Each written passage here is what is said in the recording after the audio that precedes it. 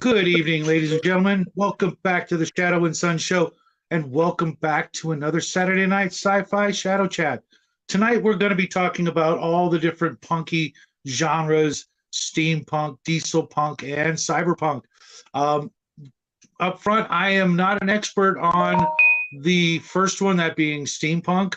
I have a little experience if that includes things like Deadlands and that sort of, uh, what was it called? In Shadows of Brimstone, it's called Darkstone, but I think Hell Rock or something like that, where it's used to fuel, engines that then cause steam to then make things work. But to be honest, I never really understood it. And hopefully, the guys who join me tonight and anybody who shows up in chat can shine a little light on what the draw is to it, what the allure is for it. Jackie, the link's there if you want to pop in and say hello to everybody. You know how to do the things. You just click it and come on in and okay, hold on one second. The names aren't showing up again. Okay. And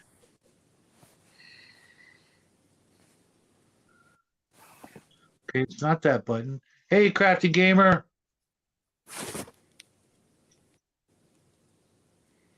And I have not been able to get a hold of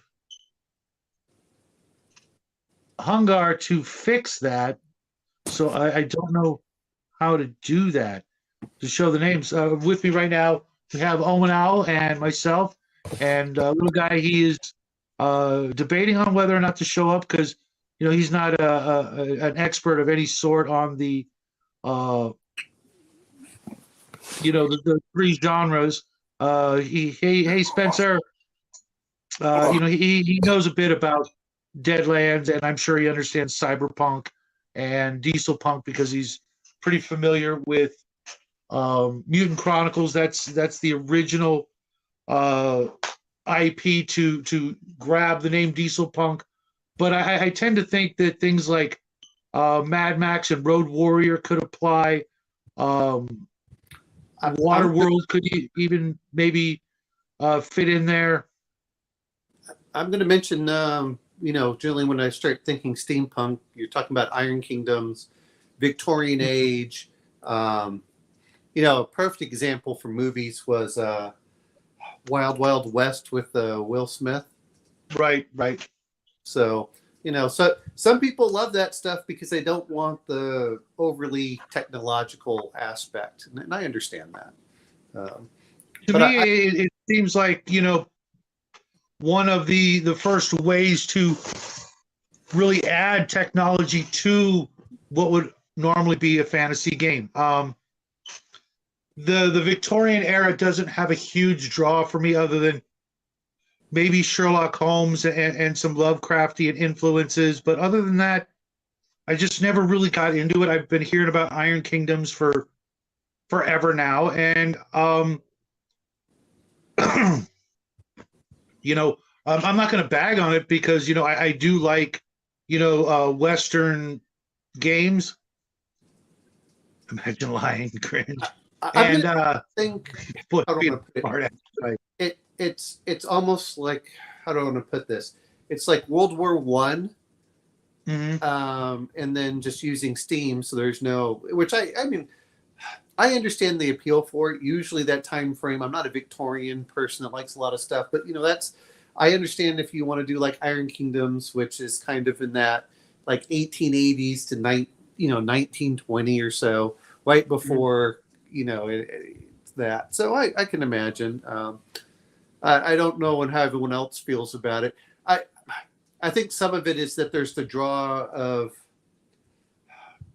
you get like Teddy Roosevelt and the Gatling guns, and it feels that way. But I agree with you; it's not quite my thing. But then again, westerns aren't quite my thing either. I wonder if the style of dress and the attire is part of the allure, because I seem to see that is a lot of the look in all of the steampunk things I've seen is that style of clothing, which is fine. I'm a normally a t-shirt and jeans kind of guy, but I can get dressed up and do the things, but I kind of got to draw the line on frills and ruffles and that sort of thing. Not really my bag. I'll say this You much: know, I like women that dress that way. sure, I Well, can see that.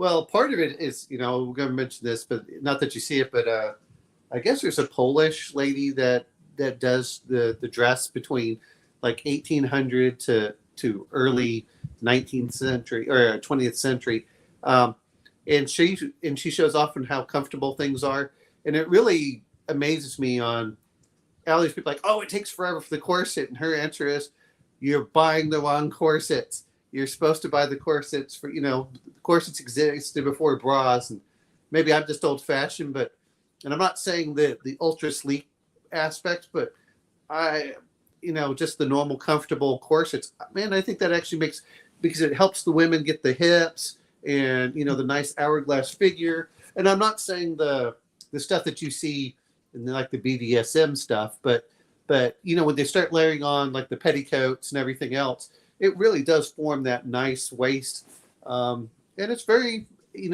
functional. I've seen like, yeah, okay, I like that better than a lot of the bras, and apparently women that wear it tend to like it better than bras too. So, Hey Travis, what's happening, man? You see the link in there if you want to join us. I know you're not a video guy, but you're welcome to come. And dude, you forgot to send me your address, but my fault. I forgot to tell you that Saturdays are the only day I can get to the post office, and you're gonna have to wait another week to get the books. But please put in your address. Text it to me so I can get that off to you, because I know you're gonna dig it. The Arduin books, because you won, I believe, the Book of Adventures and Book 8. And if you like what you see, I highly recommend picking up the other ones. And Omen, I'm working on getting you that code or a discount. oh, that'd be awesome, man. George is supposed to give me a call, but he and I, he didn't call me. He was supposed to call me. But I get it. He's a really busy guy with work and working on, the Arduin books. But I'll do what I can to send him a reminder. Hey, Sean, how's it going? Well, I'm gonna. Long time no see, buddy. We mentioned the Steampunk. So there's Iron Kingdoms. This is the one between 3 and 5e, where they did their own system. Not that anyone can really see the art, but I understand the appeal of the look, and so there's something about steam engines, and if you like trains and stuff like that. I can understand. I like trains. And what was the other one that was called? It was. There's an HBO show where they kind of do it, which was oddly... I could see a bit of it, maybe even appealing to the Full Metal Alchemist crowd out there. That seemed to have a bit of that look, and I love the look of that cartoon and the live movie. It was really good. I think Jackie would like it, but he's got a thing against anime, which You didn't disown your son? No. No. There's only one thing that would ever make me do that, and he's already past that milestone, so we're good. I know. I'm more worried about him disowning me, to be honest. Right, Jack? I just laughed because my son's generally this similar, and actually, like we were talking just a couple of minutes ago, which is why my face is probably a bit red, but we were out all day digging, and he actually enjoyed it, oddly enough. But I mean, I was going to get to that, Sean. Hey, you know what, Sean? If you want to come on in, the link's there. I asked a couple of people to show up, that being Bo and Mark and Kevin from the game Omen and I were in last night. They had first crack at it, but I know Bo can't make it, and unless, of course, Jackie wants in, I'll probably make him sit next to me just to really irritate him. But we've always got 6 spots for the show. So if you guys want to pop in, it's kind of a first come first serve. But like I said, Jackie will decide he wants to come in when there's 6 people. So he's got 2 choices. I'm going to mention something else. While we're talking about this, is anyone that's read Dracula, really a lot of them love the Victorian age, and then if you're going to add in the supernatural and stuff, then of course that's really cool. And I do like Clockwork. Right for the picking. Yep, and the Clockwork and everything else. I agree with you. It's not quite my thing, but that's one of those that if you want to go Gonzo, but you don't want the similar feel with the ultra high tech, go. Yeah, okay, we'll do it. And and Sean Terry brought up Space 1889. He beat me to it. Yeah. I could easily get into that because of the whole sort of John Carter-esque-ness of it. I mean, you guys know John Carter's like one of my favorite IPs of all time, and I could see getting into something that's very similar to that because trying to play in the full-on John Carter universe is going to be a tough nut to crack to really get a good game that really feels John Carter without having John Carter or there have been other Earthmen to go to Mars and get the same strength and abilities and jumping and all that crap. Because I can easily see having like an entire party of Earthmen show up there, but then you're just looking at like the temptation to be the superhero group on Mars that just would just get kind of crazy. And what do you do? Draw straws to see who gets to play the Earth person, and you get one. You might as well be playing Doctor Who at that point. No, and at that point, between you and I, my general feeling is that if you're going to, because I would rather do it pre-Carter, and like you can play one of 2 things: either the group's all green Martians or the group's all red Martians. That's it. And what about the yellow Martians? No one knows they exist. Remember? Well, yeah, but you could still play a group. I mean, if you were fully versed in the world of Flash Gordon, okay, yeah, you know what? I have actually been looking, Shauner, for the like omnibus of the original not John Carter, sorry, Flash Gordon comics. Holy crap, that's a bit of money. I'm gonna have to wait for like my birthday or Christmas to pull that one off. So I could do it. But dropping $500 on a bunch of reprinted comic books is kind of So I'm gonna mention this one because I didn't have any. I thought it was decent. The Never show on HBO Max. Anyone that's watched that, they did 1 season. I thought that worked out okay. The other one is, and I guess this kind of fits. Well, they aren't quite doing it. The other one is Carnival Row on Amazon. I think it's okay. Flash Gordon on Mars. I like that. Well, you know what though? Isn't that what 1889 is about? Not that I've ever played, but listening to everyone talk about it. That's one game that I saw that just didn't quite get to me, just because of that phrase. But I don't know.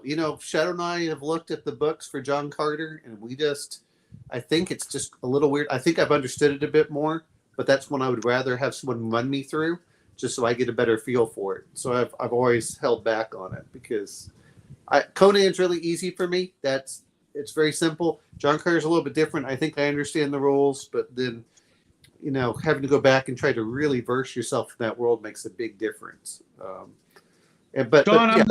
I'm gonna look up Savage Mars after the show to check it out, just because it looks like something that'd be right up my alley. Well, I mean, okay, you sent me an email. Okay, cool. That'll work, Travis. So I really want to get you those books, and I've already picked out someone to send the other prize that you graciously passed on to another person. That's incredibly kind of you. Like I said, and I'll make sure they know. I'll make sure they know who it comes from, Travis. Flash Gordon's trip to Mars actually. Oh, okay, 1939. I know. Can you imagine that? Which part? Flash Gordon, 1939, and John Carter, 1912. The imaginations those guys had. I mean, we could all think that, oh, we've got great imaginations as D&D players, it's gamers, whatever you want to call it. I guarantee, had I grew up in those times, the last freaking thing I'd have been thinking of was that I'd be too busy, out in the wilderness, tracking beavers or something like that, or Well, get in some other kind of trouble, if you know what I mean. Yeah. Well, the problem that we'd have is we'd be through World War One. There's that aspect. But then again, look at what came out of that. We got Tolkien and the Chronicles of Narnia from that aspect. There's a lot of cool stuff, and I think that was the interesting part. Is how do I put this? World War One, World War Two. Everyone has this great idea of how do I want to say this? There's romantic aspect of technology will make our lives better, and that it did. But now we've looked at it turning things into a lot worse. But yeah, I mean, come on, you gotta love airships with cannons shooting back and forth and zeppelins, and that the whole World War One feel for some of that without having all of the weird technology. Well, I mean, they all have weird technology, but there is something to be said because, steampunk is loud, it's clanking. It's like, so I understand why some people love it. It's not my thing for the most part, but I think I'm not a city person, and that really appeals, I think, to people that are more in that city Victorian era. Real quick, Shauner, one of these days, if you can, shoot me an image of the DVD box set so I know what to look for. RPG Grandma, I really appreciate you hanging out with us, but if you have to choose between having emergency power for your devices and stuff, I totally get it. You can always come back and watch the show. I will absolutely have you on again, as soon as possible. You were an absolute hoot to hang out with last time, and you've probably heard it, but we're gonna make you famous because you just cracked me up. And Shutter's right. Iron Giant, that's another one from there. I don't remember Master of the World. And my son loved Iron Giant. There's just something about just the big steam and yeah, it's yeah. Anyway, but that's all I've got to say really about it. Unless you have something in particular. No, I was hoping other folks would join us and maybe school us on it. I literally know about as much as I just said about steampunk. It with the right group of people, I bet it would be a lot of fun. But I'm just not feeling it without some six guns and cowboy hats. It's just not rocking me like a hurricane. Well, remember, if you're in, I guess for me, if you're going to speak Old West, again, you're getting away from the city, which is where steampunk really shines. I mean, like you said, Sherlock Holmes, the with the Morton Downey Jr. or anyway. Oh, speaking of Sherlock Holmes, Weird World War II. I hope you're out there, Brian, and you can catch us and join us. But if not, thank you for posting the Sherlock Holmes and the Secret Weapon. I was watching it and I couldn't finish it, but as soon as I saw based on the Dancing Men, which is my absolute favorite Sherlock Holmes story, that I started watching it. I saved it and I will watch it again. But I got to ask, how you can put that on YouTube without getting any kind of trouble, or is that a thing because it's so old that it's public domain? Or okay, I'll mum's the word. Okay, I don't know what you're talking about. I've never seen Sherlock Holmes on YouTube. But if you guys haven't checked out Weird World War II, go check out his channel. He's got a lot of fun stuff, and he's gonna pass me up with subs and all that good stuff in short order. He and his wife really fun stuff. So we have that. So Steampunk. Unless anyone joins us, then I guess we can move Moving past on, that. Diesel Punk, absolutely. You know, already talked about one of my favorite IPs. Might as well jump on into Mutant Chronicles, another one of my favorite IPs. It was so ahead of its time in so many ways, and to this day, it is one of the most popular games. Whether it's Doom Trooper, Warzone, or Mutant Chronicles, the role-playing game. You know, it came out in like 1994, 95, 96 era, and is still going strong over in Europe. It is incredibly popular over there. And with me, it just it was easier to latch onto that than the Games Workshop Space Marine sort of era. I don't know why. I mean, I like them both, but if I got to choose, I'm going to choose Mutant Chronicles. It's more believable. It's more gritty, and it's more playable in like a role playing situation. I think as well as the war game. I think that's the reason is if you really look at Games Workshop, there were RPG elements and they had Warhammer Fantasy, but they didn't do a 40K game until the 2000s. So was it really that's when Rogue Trader came out? No, that's when Dark Heresy came out. Dark Heresy was their first RPG. Okay. For 40K. Sorry, I heard you. Right. No. 40. No. It was a miniatures game for 40K, and all of us were hoping that they would do a role-playing game for 40K. But to be fair, when did Dark Heresy come out? It was like 2005 or 2008 or something. So Mutant Chronicles has 10 years ahead of Games Workshop from the RPG aspect. Chronicles had 10 years.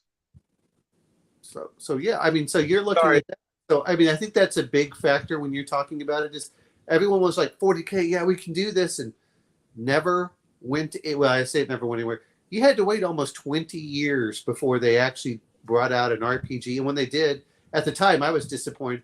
And when they said, "Oh, we're going to do Dark Heresy," I'm like, "What the hell? That's not what I wanted to play. I wanted to play like Rogue Trader from the RPG aspect." Which they did later. I understand why they did it, but I don't know why it took them that long to actually make an art. I mean, they had the Warhammer Fantasy roleplay in the late 80s, but they didn't have anything else. And so what I'm going to ask a quick question here, because we know what steampunk is, which is your typical. It runs on steam and coal. For diesel punk, what is your definition of diesel punk? To be honest, I think it's a ridiculous they're all ridiculous, but yeah.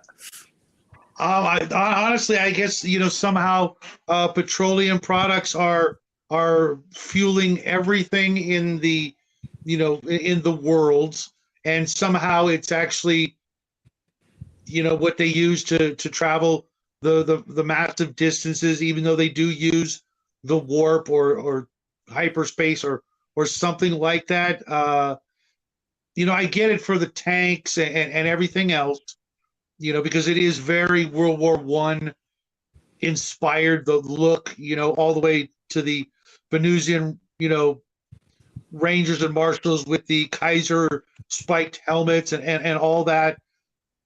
But it's just give you an example, and I'm going to bring this up. So steampunk would probably be up to World War I, and then I guess diesel punk would be kind of from the right after World War I to probably the 1950s before we started getting transistors, kind of thing. I'm just checking. I want to be fair on everything here, so because it runs on electricity, but in this case, and we're talking about it is for diesel punk. Robots. Yeah, well, no, he's right. But I guess the other part is that we're still outside of the transistors and computers aspect. Now, that's a good one. Sky Captain. Thanks, Sean. Yeah, exactly. What would you consider? That's what I'm asking you for diesel. I mean, I'm familiar with Mutant Chronicles, and we know why it doesn't have technology because it corrupts technology, so they had to get rid of all of that. Well, that's my question, Sean. driven blimps or zeppelins. Does that count as steampunk, or is it kind of in between? That's the question. I would go with after because of the helium aspect and the not only that but the I seriously doubt you could fuel the engines with steam because of the water that you would need to boil, as opposed to burning off the gasoline, Yeah, which would Sean. eventually. Yeah, come on in. Yeah, come on in. No, I dare you. No. You are more than welcome, Shauner. You have a permanent spot on the council. Sorry, You too, Sean. And like I said, it's open mic night, and because of all three of these genres, to be honest, even cyberpunk, which we'll get to in a few minutes, they're not really my thing, and I'm hoping to learn more about them from you fine folks out there in TV land. Well, you say that, but the diesel puncture thing. Diesel puncture thing with Mutant Chronicles, so yeah, but I don't, other than that, and a few things that people are reminding me that would fly. I did see Sky Captain. That was a fun, not great, but it was a fun movie. The Rocketeer maybe falls into that. Yeah, and I think I mentioned Waterworld. I think definitely falls into that, and of course Road Warrior. That's all about gasoline. And anytime you have gas as the major currency, the most valuable thing on the planet. What was the other one? Maybe. Do you think Cherry 2000 would qualify? I don't know. Or is that his gas was important, but that was, or maybe Tank Girl. Some of those ones might also. 9. If you saw that, no, I didn't see that one. I think it's called 9, but it has this little. It looks like burlap sack. It looks like the burlap sack character, and then right, kind of like that character from Magic the Gathering. Kevin, welcome to the stream. Oh. How are you going to educate us tonight? So, when it comes to harnessing technology to further the science fiction of settings, really, I think Eberron is a science fiction setting. It has kind of like Shadows of the Last War. It has technology it's mostly shown like the marquee stuff is air and land travel with lightning rail and fire elementals with airships and things. And yeah, I mean, I think with Dungeons and Dragons march into being more than a fantasy game, it's definitely in the spectrum. I mean, that's. Here comes trouble. Oh yeah. Uh-oh. Having it, Johnny. Deep. I missed the 5 minutes. The first 5 minutes. No worries. We were You trying watched to figure it. out steampunk, and it just wasn't quite our thing, though. When we talked about the Victorian era and why people might want that from that aspect, and then I got into corsets and why I like those in women. But anyway, Corsets? I'm not an expert on corsets. They look like lampshades to me, upside down. Well, But yeah. the 9, you guys are talking about 9? Yes. I saw that, but I never finished it. I couldn't finish watching that movie. I don't know why. But I think that was kind of the World War One. That's the weird thing when we're talking about diesel punk versus steampunk is where does that break? And that's what Well, I was thinking of take real world epochs like you got the Iron Age, the Industrial Age, Space Age, Computer Age, the Info Age. You can fit cyberpunk, diesel punk, diesel punk, steampunk, cyberpunk. What's the other punk? There's one more. What is it called? Anyway, you can kind of fit those in between our real ages. Yeah. They're sort of like alter egos to our real ages. Well, Like, let's say you take like Fallout 3. Fallout 3 is the 1950s, but it's taking place in the year 2077. Okay. Like or 1984. Okay, 1984 is basically 1960 frozen in time. Because after the nukes, technology seems to not progress anymore. Big Brother takes over. So it's like Cuba. Go to Cuba. What year is it in Cuba? 1954 or something like that? Still to this day. Yeah. So let's say technology freezes, but you want to do all the things that you can currently do, but you're limited to using diesel or steam or Cyberpunk. That's kind of a jump ahead, though. Yeah, Cyberpunk.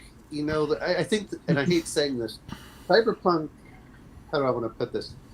That is more of a aesthetic than it is for a technology, because if you get Shadowrun or you get Cyberpunk 2020 or whatever, it's the aesthetic with the mohawk, RoboCop.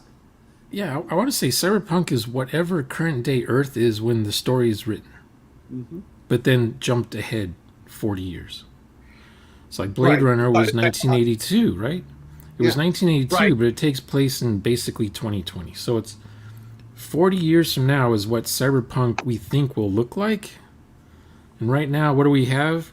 What do we have in current day Earth? We got fat women with nose rings and pink hair, and they shave the sides of their head, and they don't shave armpits, and they're all lesbians. And now make that Cyberpunk.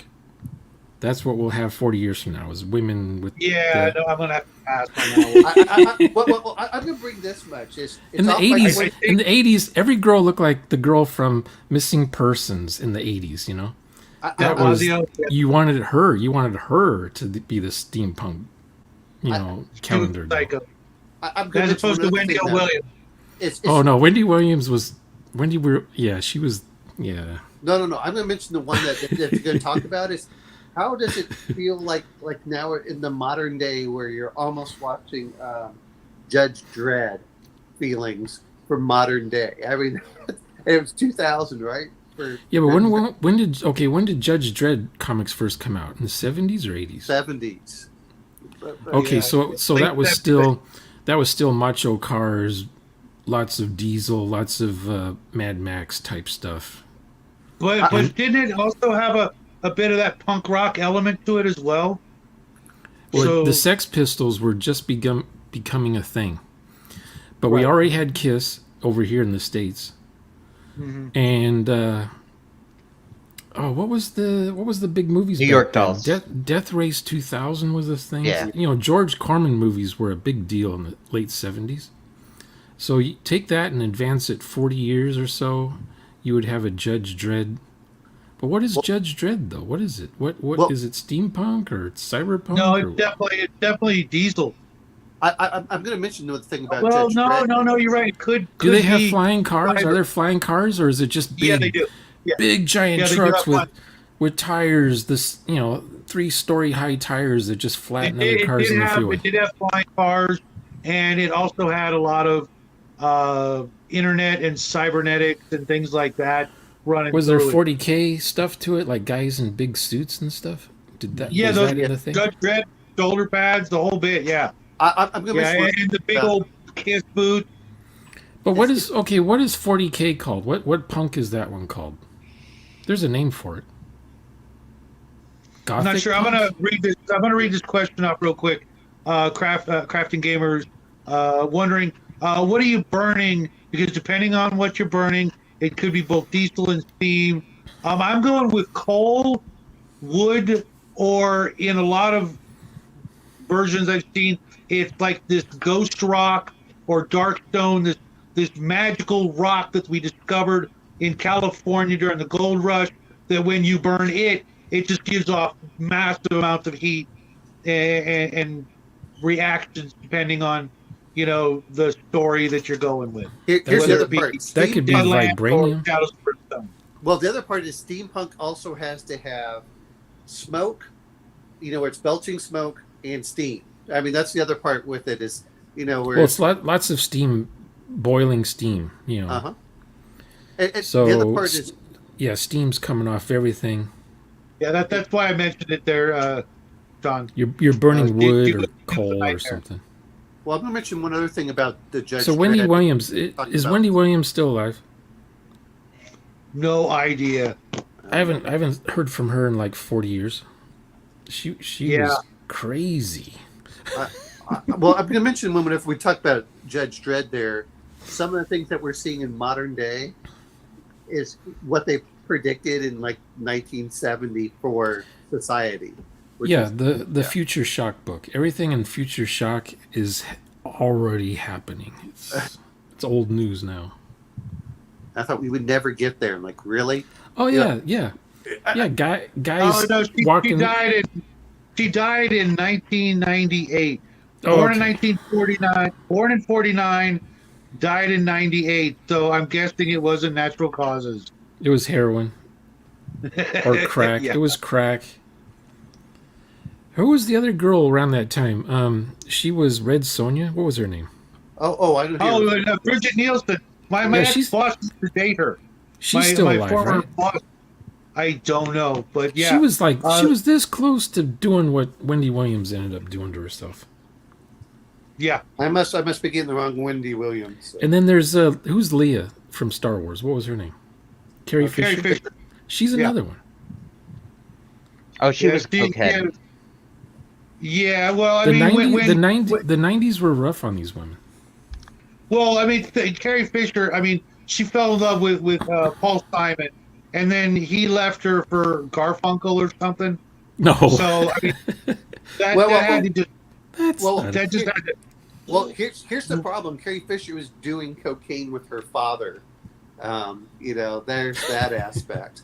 No, she actually talks about that. That was some things. That is just horrific. Well, welcome back, Kevin. Everything okay? Yeah, kind of. kind of. Yeah. So we have that. I think that we're all tracking, but I would agree with you with the Rocketeer. Yeah, it's going to be some kind of fuel, but that doesn't require water somewhere But- in. Because steampunk Okay. always has to have water. So Omanal- Rocketeer, I Yeah, don't. Oman- I don't. Okay. Omanal, you had mentioned aesthetics earlier about cyberpunk. Yeah. Uh-huh. So with the Rocketeer thing, the aesthetic there would be Art Deco. Bauhaus and Art Deco. Yeah. Oh, yeah. Yeah. So each of these epics have their own little style going with it too. Oh, I agree. The like you were talking about is the steampunk is Victorian. That's a Victorian style. But then I agree with you is the Art Deco, 1950s, 1960s style for. But Warhammer has something to it. Is it gothic or what? I think I would Yeah, call that a absolutely. gothic. Yeah, it's gothic. Yeah, gothic punk. I guess is. It's hard to tell. Which is weird because it's Now- kind of out of. Kevin with the- mentioned Bauhaus, but what year was Bauhaus? Was that like 1909 Well, to it's the same. 1920? It's the same. Was that after art World War movement. One? Yeah, it's post World War One, pre World War Two.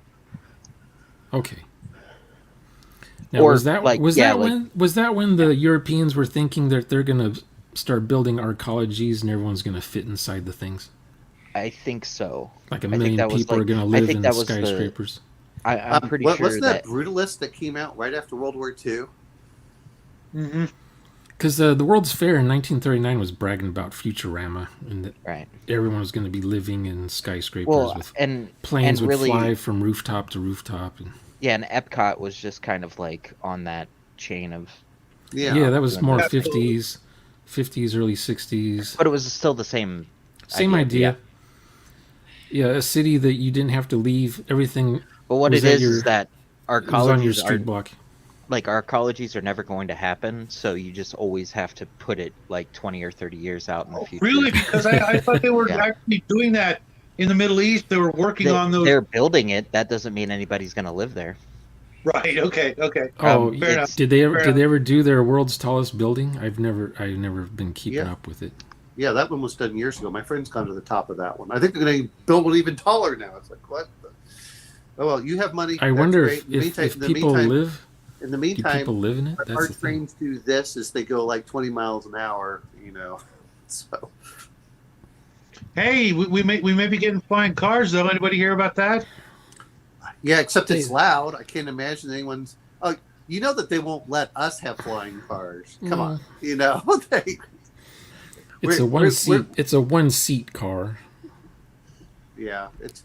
And it's just a what they call it. It's propellers, 4 propellers that just kind of lift it up. Yeah, it's a drone. It's a drone that a person seen a sits in. bunch of those. Whoa, sorry, Kevin. I'll put the link back in there for you. I'm going to bring up something. So, what games? Like I can mention Blades in the Dark. I can mention Iron Kingdoms. We've already mentioned Eberron. We can. There's a few others in the steampunk genre. What are games that represent diesel punk other than Mutant Chronicles? Are you talking about the Gasland, game? Star The Wars, Mutant Chronicles game or the movie? the game. The game. Okay. I've only seen the movie, so I don't know anything about the game. Well, part of me goes this way. So we're going to talk Yeah, about the movie was that. crap. Let's be honest. That the whole point, if you're going to count Mad Max, is the fact that the style is that you have to have ass cheeks hanging out with thongs. And you have to, Well, that was punk rock. That was still punk rock. with spikes. I mean, if Oh my that's God. with diesel punk, you know that's where that's coming from. You got And, Tank- Tank Girl. I gotta wonder. Yeah, Tank Girl, and I brought up Cherry 2000. I think was very reminiscent of that because of the whole journey to get the Cherry 2000. I just gotta ask with the assless chaps or whatever. Is that a thing of functionality or just desperation because it's the only pair of pants the guy could find? Ass chaps. I mean, are we just going for the full BDSM style, except they have limited clothing? I mean, I'm just asking you because everything has spikes. Well, and, with the only thing that makes me like that's why I asked. Do you think it's a matter of that it was sturdier, meant to withstand more damage or impact or whatever, or that was all that was left because people just like, crap, there's nothing left but this adult store and see yeah. I don't know. Well, it's post-apocalyptic, but see, the style is still from the '80s with the like the dog collars and the whole the giant shoulder pads. Which I'll tell you this much, that pissed me off in the '80s because why did they keep giving women shoulder pads? I don't want women with shoulder pads. Damn it! Stop making women masculine. Other than I could because I've been looking into it for a long time. Defensive clothing.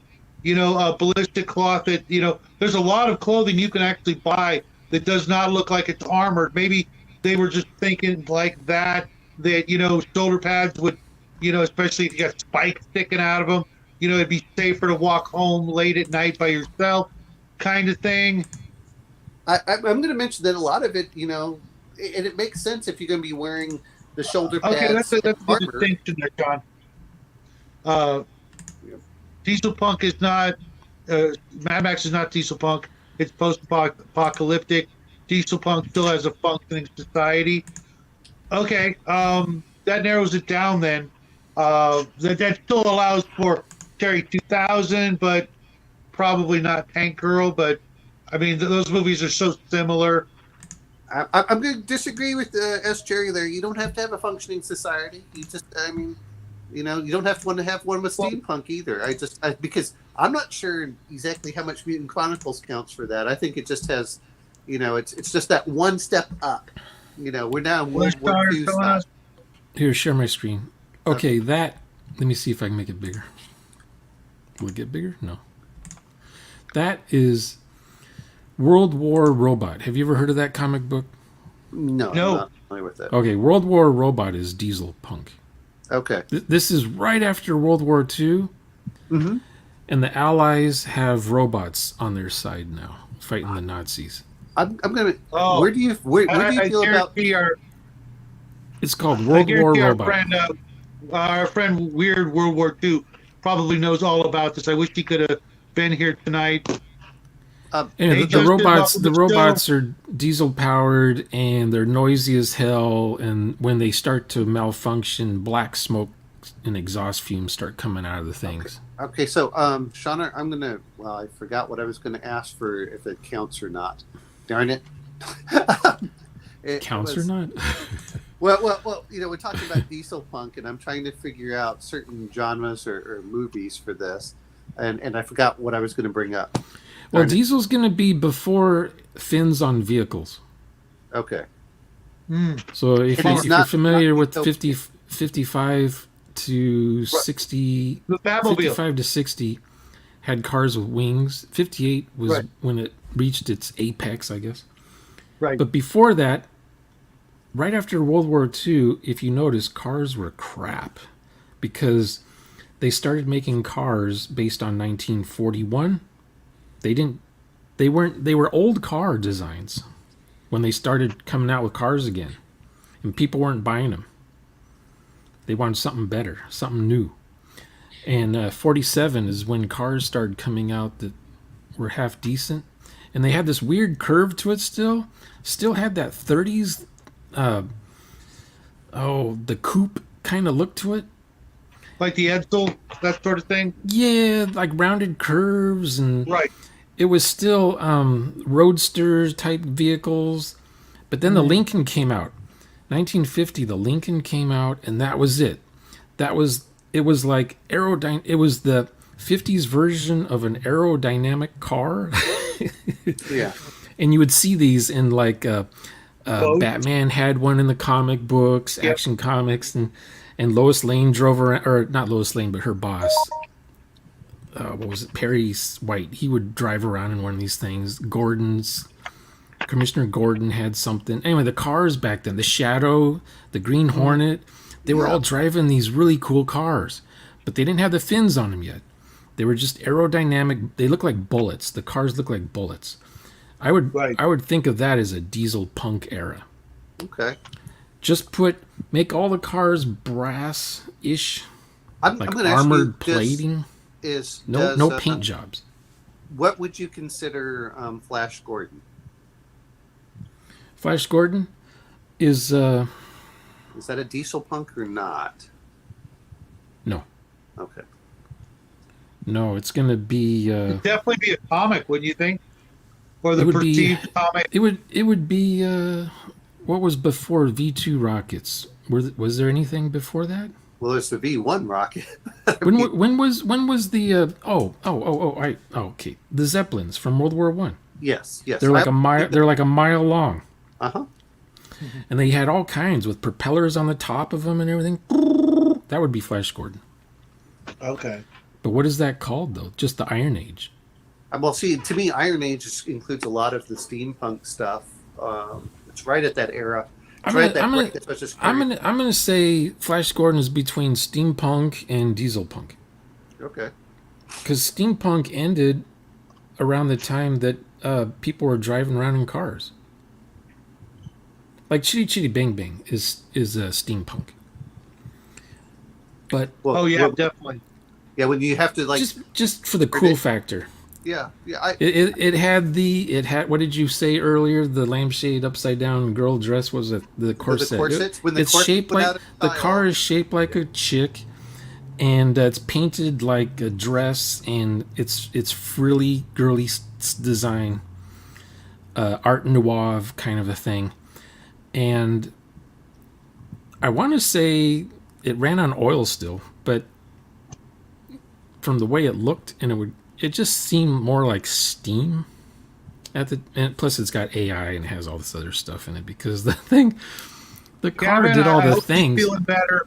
If she does, and you want to come back in, just hit me up and I'll throw you a link.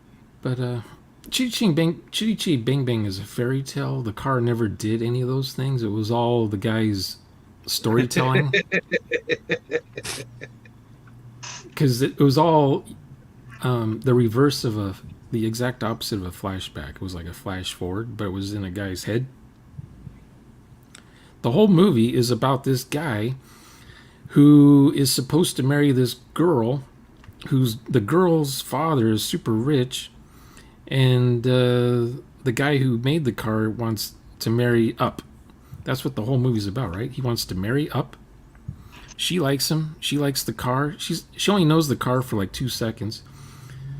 He drives her off the road. He picks her up out of the mud. and they get married. It's like that stupid movie I hate so much, but I like it so much. What is it called? Groundhog Day? Oh yeah. You ever see that movie? Yes. He meets her One. 1,000 times, right? 1,000 times. The last day he decides to just ignore her, not do anything with her, just do his own thing. And on that day, she totally falls in love with him, sight unseen. I was like, Well, "What are you-" see, my favorite Trinity. Well, that's how women work. The more you ignore them, the more they like you. Well, see, my favorite was, what was it? Concy Phil, where he decides to like drive him off the cliff. Yeah. That's my favorite part, when he goes, "All right," and he looks over, or was it when he decides to when he grabs the toaster and the lights go dim?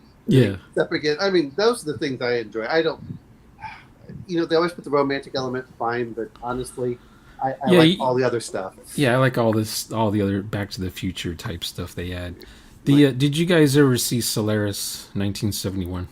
No, I haven't watched that one or the new one. Well, if you ever see Chitty Chitty Bang Bang, there's that scene where they just do this routine thing where he wants to meet her, she wants to meet him. They're on the same road. They go off each other's tracks. She ends up in the mud. He has to pick her up, and they carry on their conversation from the last time he picked her up from the mud. That's how Solaris is. There's parts in that movie that repeat, him and the girl, and they have the same conversations over and over, and it just gets routine on a space station as they're going cabin fever on each other. I thought that's kind of cool. So just talking about games, what games besides Mutant Chronicles would count as diesel punk? I mean, What? Here, put Big Bad RPG's post on the screen. that's right. Well, yeah, it's. He says, "I need to be in prison. Take me away. Take me away." Just tell me you'll do it for charity for like an hour. An hour. Take me to An hour. Take me to the women. Take me to the hot chick prison. Well, don't they have those stuff at like Gen Con? Hot chick jail. Where you can arrest someone and for charity for a certain amount, and No, if I ever go to prison, it's going to be with Pam Grier in one of her movies, one of her concrete jungle movies. But that's a whole different genre there. What punk is that one? Prison punk? I don't think Concrete, you want to be a that's punk. I don't concrete think you want to punk. be a punk in prison. Just saying. I'm going to say this. That's true. Is you got to be, what is it, Sam Bankman? You got to be that level where you get like $25 billion and bankrupt a bunch of people. Okay. If you're going to go to prison, it has to be enough that you can retire on. That's what gets me about it. I don't know what I don't Viking know about Death Viking Squad Death Squad is. is. I can imagine, though, Viking Death Squad. Are they time traveling Fjord punk. parachutists? Fjord punk. Yeah. James. Out of nowhere. Welcome to the show, James. Glad you feel better. So is the Cyberpunk 2045? Well, Was it the Cyberpunk Red, the book? Is that? Yeah, you know what? I had the original Cyberpunk, the black and white box set, and I couldn't get into it. Was internet I liked mentioned? Was internet mentioned in that book, or did they just call it the network? They have. They don't call. I don't know if I thought it was net running is what they called it. something like that. Shadowrun did something similar. Yep. They didn't have internet when Shadowrun was written. It was so they just the called Matrix, I think, or something like that in Shadowrun, wasn't it? Because maybe it's called Netpunk. So Cyberpunk 20 Red is 2045. Looking at this, I had Cyberpunk 2020. I don't know if it was the second, whatever the book was there that you just flipped through, and I actually liked some of the stuff in there. But honestly, the one I had was like 3 really thin books in a box set. And it was very interesting for the time, but I just couldn't get my players involved, so I ended up selling it. Now I wish I still had it, just because I'm a dumbass collector. But that's how I was. I couldn't get anyone interested in it, and then I probably had my ex-wife probably kept the thing. I didn't care about it. Well, part of me goes for I hate saying this much as people talk about it, but I don't know if I'd like the D10. I just didn't like. I mean, I like the idea where they had the cool, for cyberpunk, on how ice cold you could be. But part of me, I don't know. Looking at it, and I hated Shadowrun first edition. Second edition was okay. People talk about third edition, like I understand the flavor, but from a system wise, anyway, I know Shadow doesn't go for systems, but for me, well, it wasn't really that. It was both my parents, you guys probably know, had polio, so they're in wheelchairs my whole life. My dad had this book. I mean, this ancient freaking book. I mean, it's got to be, from like 1950s, called "What Is Cybernetics," and I read it back. I mean, way before I was even born. It was written, and which makes it probably 1950s, 1960s, early 60s, and I just couldn't get into the whole idea of swapping out body parts for machines. It just seemed kind of transhumanism. Yeah, just unclean. It is how me and my friends used to describe it. It was just like, no, I want as much Was there of my pictures body. in the book? I would have to go look it up, but I still have it, which is amazing. But Because then again, was it brains? Was it brains in like little spheres, or was it you still have your head like RoboCop has his head still? Was it more like I cyborg? think it was more about the early beginnings of connecting your brain to the machinery. And sorry if I don't have skin, where I'm feeling stuff without getting too into it or whatever. I don't want any part of it. Because cyborgs have been around forever, it seems. Well, But they were called golems or something. Yeah, well, the old Metropolis part had was, or what, automatons for some of them. You understand some of it where people lose an arm. Animatronics. And you can understand when someone loses an arm. Hey, if I'm going to have that arm lost anyway, could I replace? But you're right. Where they intentionally chop it off is where it's like, really, is that where we're going? It's the trans. You don't want no part of that. Yeah, I don't care how fast But I yeah, can run. 2013 is the set I had back in the day. 2020 hadn't come out yet. Oh, really? Okay. Yeah, I'm pretty sure 2013 was it was the very first one. I know that one. But I bought it just because of the artwork, and back then I bought games strictly about setting. I didn't even notice what the mechanics were back then. Mm-hmm.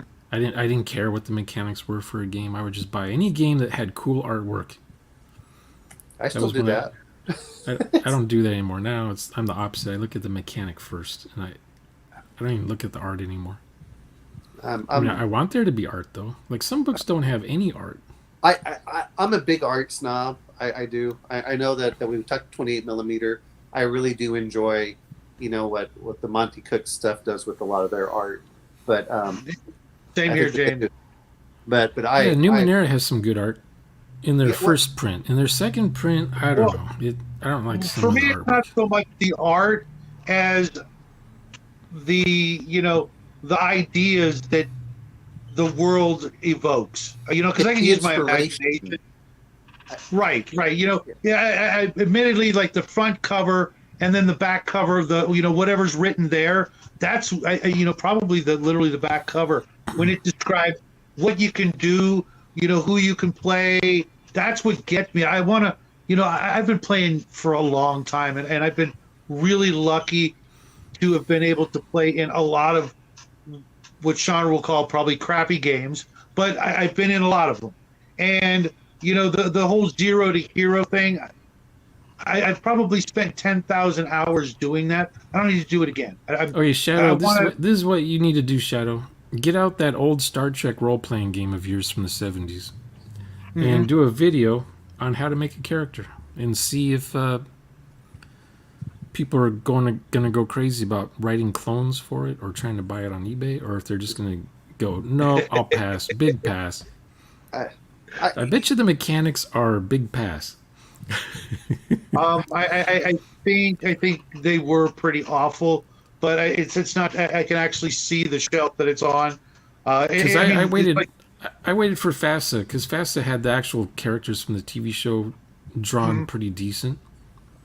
Not knowing that FASA is not the best at making games. Yeah, I've got both That versions probably of that pissed game. off a lot of people just now. Oh, wait a minute. You mean Earth Dawn isn't the greatest game ever? Hey, Multi, welcome to the show. Yeah, it bums me out too because I've got 2 copies of the original of the different FASTA versions, but one of them I got it on eBay and it was actually missing a book. So then I went to get the other one, and they're kind of different, the editions, the rules and stuff. Oh yeah. So- a lot of every 3 months there'd be like a new way of printing the book, a different company, a new typeset. Yeah, And GURPS was the same way. You buy GURPS, your friend buys GURPS, and you're looking at your books, and you're like, "Hey, our Conan books are different. What's going on here?" Yeah. I kind of like the case system, of writing, where you'd have, article One this point, one this dot point, this. zero dot. I like that, It's from, legalese to me. especially, I was just going to say, from my It's legal it's out. experiences, but Go to man, it rule was so very- 10.1.7. I'm like, oh come on now, really? it was like reading the Bible, Verse, chapter this, chapter. verse this. Like, okay, cool. I can now, the rules lawyer in me as a kid who could really get into it. It's like, yeah, I can memorize the line, Universe the is page. written that way. I played Universe for a couple years. I had to get used to those rules. The Dragon Quest was the same way. Wasn't Champions like that too? Oh, maybe I had second edition, and that was written Yeah, I think that's what I pretty had much too. the way Heroes systems were written. And Villains of Vigilante, the same way. very dry reading. Very dry reading. Yeah, I Yeah. couldn't get into superheroes. They bored the hell out of me. well, there's a lot of shows and movies and things like that were superheroes without the stupid costumes. That whole underwear on the outside thing. Should have died off in literally the 50s or 60s, but the fact that it's still going today, you think about it. You know what I mean? I don't like superheroes. I would much rather watch an Indiana Jones or a Conan or something like that than any superhero. I get tired and bored of superheroes. Well, the superhero genre is the superhero usually is the good guy and doesn't die. So already you're doing it wrong if you're going to play a role-playing superhero game, because that means your character is always going to be good and your character is never going to die. So what is the point of playing superheroes? Well, it's more like Street Fighter, where you just punch the guy until you knock him out. And then the next episode, he's back doing something else, and you have to punch him out again. And it just, some people might like for me, that.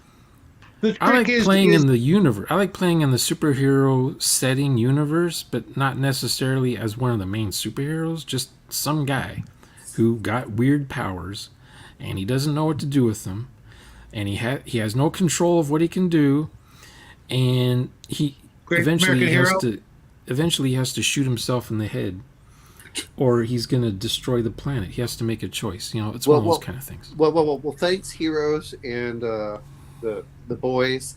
the heroes. You know what? I actually really I like enjoyed Heroes. heroes. But my whole family I enjoyed loved the the hell beginning out of it. part of Heroes until they had the writer's strike. And The first season. Right. First season of Heroes. The rest is kind of meh. Yeah, But I mean, when they exactly. went on the writer's strike, it went to trash. I mean, that's Yeah. That was almost like the beginning of the end of everything good. Yeah. You know what I mean? TV never survived after that. It just went to reality shows. It was also the beginning of this woke nonsense. It seems it was all around that same. You could almost, go, okay, this was it. This My was when 1,000-pound life. well. I mean, come on. You could have Alan Dean Foster and what was it, William Gibson, or you could have someone that just came out of college. You don't really have to pay too much because they never read any good literature. a good question there, Bo. What systems would be good for cyberpunk in your guys' opinion? Travel. Besides cyberpunk, Okay, I'm gonna mention this one, which is a little bit different. For Mongoose Cyberpunk, if Traveler. you take out the magic, I like the 4th edition or 4.5 for Shadowrun. I do. As much as that sounds weird for certain things, I think that I like the essence aspect, and I know that they did some of that with Cyberpunk. But Cyberpunk is an aesthetic, though, right? It's more like mohawk hairstyle, leather ass chaps. It's 1980s for Cyberpunk. I mean that's what, or 1980s, 1990s. If you call it cybernetics, though, if you call it cybernetics, you can go from 1950 to 2050 and be okay. You could still, your rules would work. The cybernetics would still be making sense. Instead of your body's made of some sort of metal, iron, whatever composite. It's lightweight fiber plastic composite. You know, it's still the same, just made better, more resilient, lasts longer. No WD-40.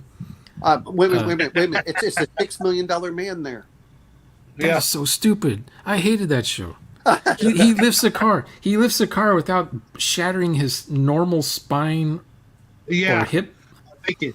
How did he do that? Even as a kid, I wondered about that. You know, how did he lift anything with his arm? His back would crush. He would have ripped the arm off his body. Well, wait a minute. I thought it was the whole body, so he had the whole skeleton. But here's what gets me. He wasn't Wolverine. Spending $6 million on anything is the least believable part of it entirely. It would be like a $60 billion man is what it would really come down to. And they realized it wasn't worth it because it's just cheaper to send bodies out there. I mean, so Mongoose Traveler 2nd edition can do cyberpunk, high tech, low life. I'm not. High tech, low life. It's just a tech. It's just another tech level. You're right. It's a tech level, but again, it's the aesthetics. Because if you don't have mohawks, it can't be called cyberpunk. Now the aesthetic would be the culture. The culture that's using the cyber tech. Yeah, you have to have the punk aesthetic in there somewhere. I mean, well, not just the aesthetic though, but you also have to kind of have that mentality. I think, if that makes any sense. No one does that. No one has that. No one has that. If you watch an actual play of any cyberpunk game, none of the guys are role playing cyberpunks. They're just role playing themselves, saying, "Hey, can my character do this?" It says on my sheet that my character has. Well, this. It's the other part. There is that there was that. Not only do we have the punk aspect from the 80s, you also had to have the Japanese influence meeting together, like he says. Yeah, I think I'm turning Japanese. Well, when everyone thought that the Japanese weren't going to collapse economically.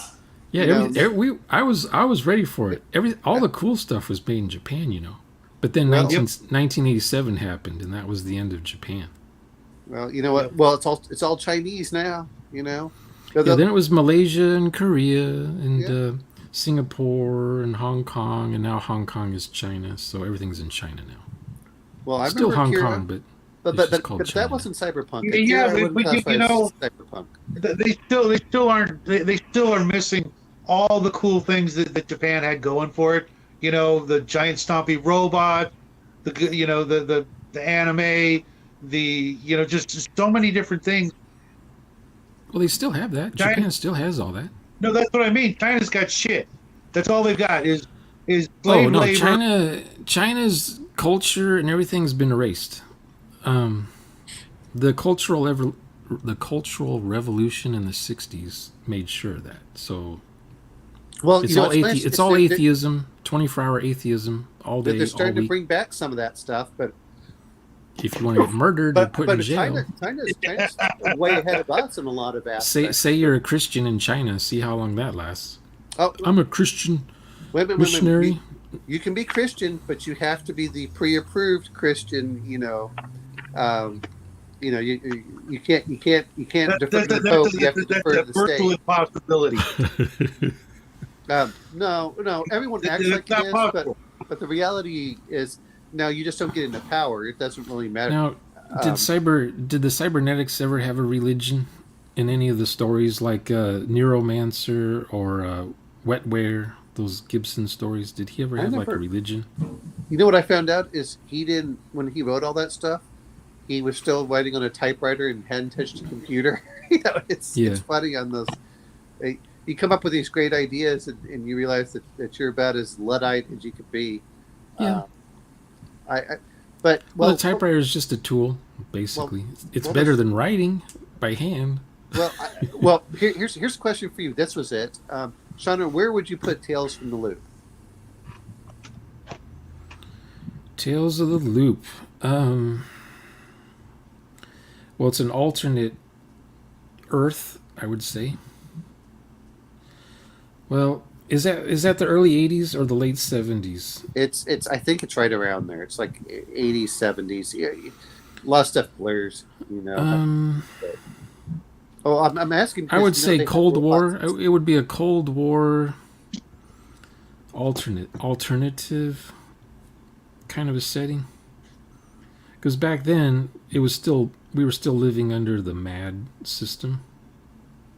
I'm just asking. Mutually agreed. And stuff. What did MAD stand for? Mutually assured destruction. That's what we were living under. At least half my life I was. Hey, Justin. And sorry. Go ahead. Go ahead. No. Well, no. Everyone that talks about Akira, I'm like, look, I had the anime that came out in the United States where they did full color, and it's not. Everyone mentioned this stuff. It's like, no, it's not cyberpunk. No, it's more like Akira is more X-Men. Yeah, well, Akira. Yeah. If you actually look at Akira, it's they're testing all these little kids, trying to give them drugs. Right. I was going to say it's more like chemical Stephen punk King. or something. Stephen King did those kind of stories with the L5, whatever. He used that in a lot of his stories, like Firestarter and The Stand. I agree with you. Cyberpunk, dystopia as a whole lost its intrigue when we, in the last 10 years, because we're starting to live it. Well, James dystopia right here. Okay, dystopia is just a word you tack on to whatever setting you're using. When the basic lifestyle is crap. So yeah, like dystopia isn't a genre. It's just a condition, I suppose. Maybe permanent. Well, I don't know if you can get out of a dystopia. I think you'd use the word tone. It's the tone of the setting. It'll add dread for sure. It'll add dreariness. It'll add you're not safe. You're being watched. Everyone is your enemy, kind of a thing. You can't trust no one, kind of a thing. I'm going to say that for tone, because I'm going to throw in Mutant Chronicles. It does have that dread aspect, but Steampunk does not. Steampunk is more aspirational, whereas Dieselpunk and Cyberpunk... Steampunk is just the technology. It's just... everyone still goes to school. Everyone rides the train. Everyone has a job. People have it's less food of on the table. But it's all steampunk powered. It's all cosmetic, I was going to say. Yeah, it's just the look. But what I'm saying is that the general steampunk games that are out there are not so dystopian. I mean, Blades of the Dark is a little bit dystopian. Oh, I see what you mean. Look at Victoriana. Victoriana is steampunk, 1890 something. 1889. But it's got some dreariness to it. Like what's that video game called with the girl and the special op guys are trying to take her out? Came out like 20 years ago. Oh no! It's one of those jump scare video games. Like Silent Hill. Kind of. It's that kind of a game. It's got this Resident girl. Evil? She's a little girl. She's like 10 years old. Long hair. It hangs over her face, and the guys are losing sanity points if they see her, and they're trying to take her out. Fear? Yeah, maybe that might be it. Fear? Well, Victoriania has optional rules to do that kind of stuff, where you think it's hunky-dory. Maybe the rich people have it good, but then the poor people in this cyberpunk land have it rough. They're living down in the sewers, and they're dealing with the toxins and the mining, the hazardous mining, all that kind of stuff. I mean, you could add layers or levels to it. With James Ellis, corporations having more influence than governments. That's a very cyberpunk thing. But I don't know. To me What would you call Alien? you know what? Here's the thing. This is the reason I wouldn't call it so much cyberpunk, and this may be unfair because I'm looking at cyberpunk and Shadowrun as the probably the core for it. There are hardly any prosthetics for like in the Alien universe. There's very few, if any, prosthetics. Yeah, okay, I see what you mean. Yeah, an Alien and Soldier and Blade Runner. It's just androids. Yeah. They're Synthetic humans. Well, technically, was it Tyrell and the other guy argued over emails about this, but Tyrell was interested in making humans more human than human, kind of a thing. They're humans. They're still humans. They're organic. They're not metallic or synthetic. They're still humans. They're just better. Yes, but because of that, they cut back. They got a 4-year lifespan. Well, the other part is, and I know that Shadow hasn't seen it. I enjoyed the comic anime that they had with Blade Runner Black Lotus. I like that so much better than the two movies. Really?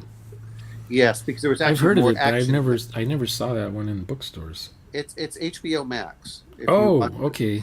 Okay, Yeah. I thought it was a comic book. No, it's an anime. Yeah, it's an anime. I haven't seen it, but I've had the opportunity to see it. I think on Netflix or something, but I don't like using Netflix, even though the wife has it. Okay, so it's on HBO Max. Okay, another way I think of these I want to say stormpunk. Is there such thing as stormpunk? Well, if you make it up, it is now, Shawner. Oh yeah, like steampunk and acid punk and metal punk, all these things. Mm-hmm. The main thing that drives the style is what does the transportation look like? Like, how do people get from here to there? Are they on rail? Are they on wheels? Are they on rubber? Are they on hovercraft? Anti-gravity? Like Luke Skywalker's land speeder. Yeah. What would you call that? Oh, wait a minute. Retro something? Fifth Element. Where does that fit for you? Ooh. That's only what? That's only 2,000 years from now? Or like a couple hundred years from now. Well, no, I'm mentioning it because you love what you're talking about is that, but I'm thinking Fifth Element is one that's actually, it's quasi-dystopian, but it's actually pretty tongue-in-cheek and it's fun to watch. I mean, it's a great movie from that aspect, but I'm just seeing where you would consider that. I'm not an expert on French futurism. Okay. Some people would be. I don't know much about Mobius and his art style and the guys that he was paid to do designs for as far as storybooks and movies and things. So I don't know. I don't know what that would be called. There is a name for it, though. Okay. In France. It's a French word, probably. It's French punk. No. Well, if you think about it, to me, the best science fiction writer in the last 100 years would have been the guy who wrote 20,000 Leagues Under the Sea, Jules Verne. Yeah. He's one of the best. And he wrote his stuff in French. And France is really kind of proud of that guy. So they kind of cling on to anything they can find that he wrote notes about and stuff and put it in a museum still. And they're real picky about how his stuff gets translated into other languages. Go ahead. So the American version of his books are fantabulous. I'm going to think the other thing is, we're talking about steampunk, but I'm going to mention, that goes more toward diesel punk is a very Russian feel for the machinery. Which series? No, it's not a series. I'm just saying if you look at the Russians and how they had a lot of, if you look at a lot of the stuff that they have, whether it's vehicles or anything else. Yeah, their technology. Okay, there's kind of an homage to that, if that's such a thing. In Fifth Element, you got the Mangalore guys, the guys that can change shape. They've got a bomb. They got a bomb, a nuke, but it's briefcase size. And Zorg has the same bomb, but it's credit card size. Yeah. So different texts, different styles, different aesthetics.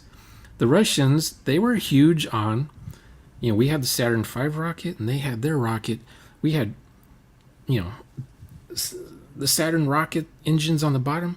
They had these weird Russian rocket things, just 50 of them. They like more is better. Whatever the Americans are doing, more is better.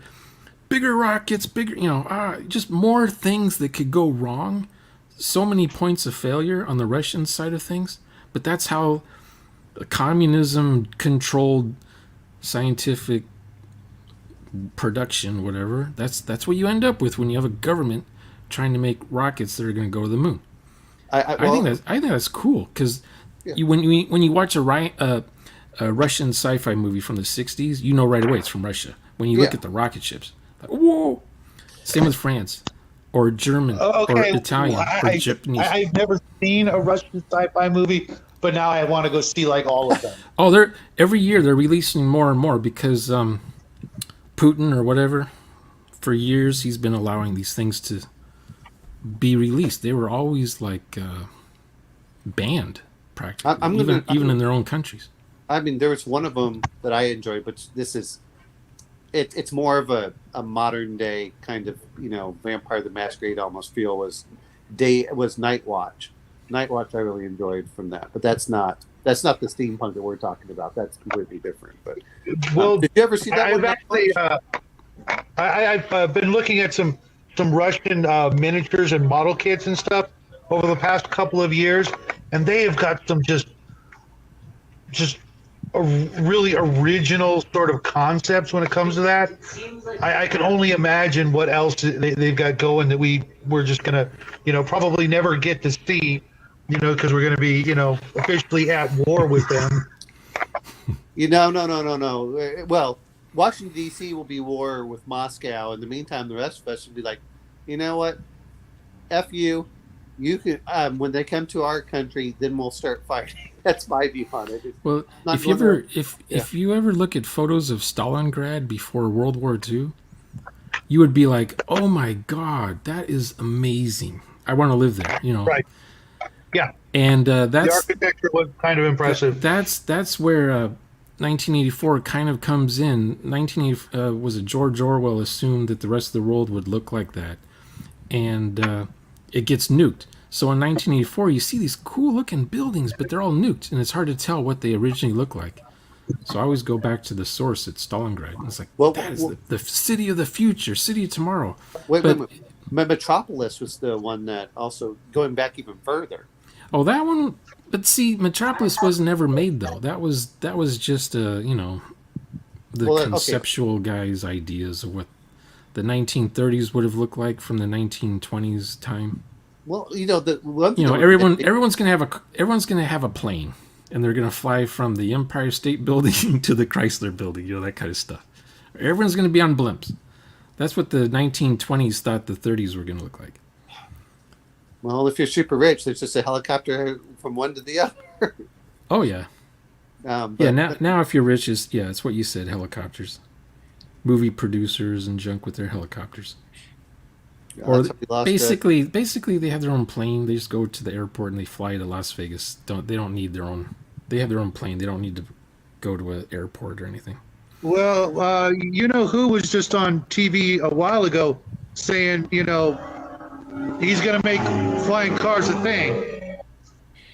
I'm going to say this much. As much as people talk about flying helicopters, let's be honest about this. Because I have helicopters flying all over where I live. And they're freaking loud. That's why they're never going to occur. Okay? If you ever drones are. Airwolf was quiet. Or Blue Thunder, wasn't that one quiet? Your entire house. Okay?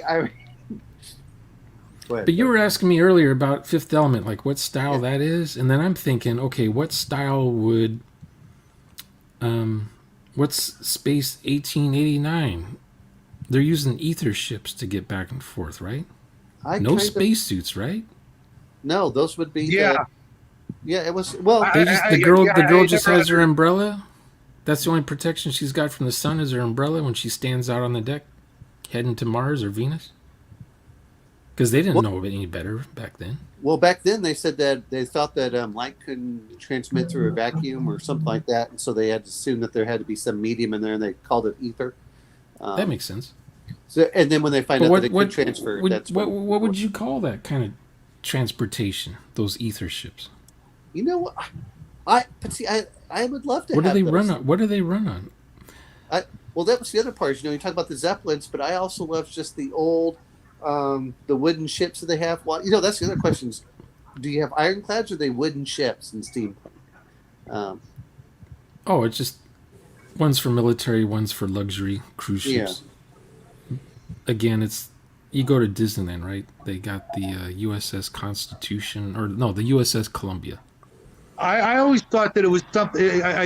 Maybe I misread, but with 1889, I thought it had something to do with the wood that just like floated or something. I've never played it. I don't know. I don't remember. I don't Maybe even I've never had the book. Rick might know. He's got the rules, I think, or he used to play the game. Everyone talks about it. Well, he's in the chat, Rick. Well, But what was H.G. it? How did Wells, they- H.G. Wells says you just get a paint and you paint your thing, and when sunlight hits it, it lifts the thing up. Well, So you have these shutters to cover up parts of the hull, so the light doesn't get Really? to the paint job. That's amazing. It's like glow in the dark. Glow in the dark has to do something, right? Not just Right. glow; it actually Some propels sort of things. photoreactive. Wait a So Kinda they're like piloting almost like this. solar They're panels in almost. this wooden barrel heading towards the moon, using these shutters to steer it, using the solar wind or solar. Anyway, So, That's so how H.G. wouldn't that Wells be similar explained it. to what they did with John Carter? now in that movie, they're just Maybe. using No, these- not the movie. The They're book. just using these luxury cruise ships with oars that don't do anything. They're just there for looks to steer, I guess, fins or I wings. thought it was it's part of the ninth ray nonsense, but I almost thought it was like an actual gas, helium for lack of a better thing. But I'm getting ready to it was reread. radium. Let's see, because I listened to the books probably a couple months ago. It was radium that they used to power everything, but then they also used solar panels to also power it as well. So it was the I think- Well, the shots I was looking at, I want to say heat was radiating off the back of the ships. So I'm not going by the movie. I'm going by the books. I know that it was radium powered, but they also had. I have no idea. And I would they just say also, they I believe that they hand also wave. had solar panels controlling it. I would as just say the writer hand waves it. Okay, Yeah, of they course. reached Mars within a week. well. But that's great. But in Alien, they hand wave how those ships move around. They never really Yeah. explained how does a space Yeah, tug they get that never far away. they never showed like a jump sequence or anything like that I can recall. It was, No. if anything, it was just like, good old fashioned chemical rockets, but you're going to be there for 100 years. Yeah, and Blade Runner never mentions it either. They say off-world, but they don't say are these colonies outside the star system? For Orion, well, they talk about off of Orion, so obviously it's outside the U.S. It has to be, yeah. It But, would but, have but, to but be. here's the other part. Do I really care? No. No. If I'm going in the weeds, like, well, this isn't real. You know what? Shut the hell up. Because The you're ruining screenwriters don't story. give you that information because it's not pertinent to the camera shot that they're going to be filming for that scene. Or it's like The Expanse. Okay, The Expanse is cool for what it is, but anyway, I don't want haven't to get seen off it. of the punk aspect for this, but I don't really care if it's 100%. If I want to make completely Yeah. realistic, guess what? Most of your days, it's just like my time spent in Iraq or Afghanistan. It's doing nothing, and like every Wednesday they would send 1 or 2 mortar shells, and that was my day, but they were polite enough to do it after dinner, but before we went to bed. So that way I didn't interrupt my flow for the day. Yeah, I don't remember, Kevin. I used to be a huge Harlock fan.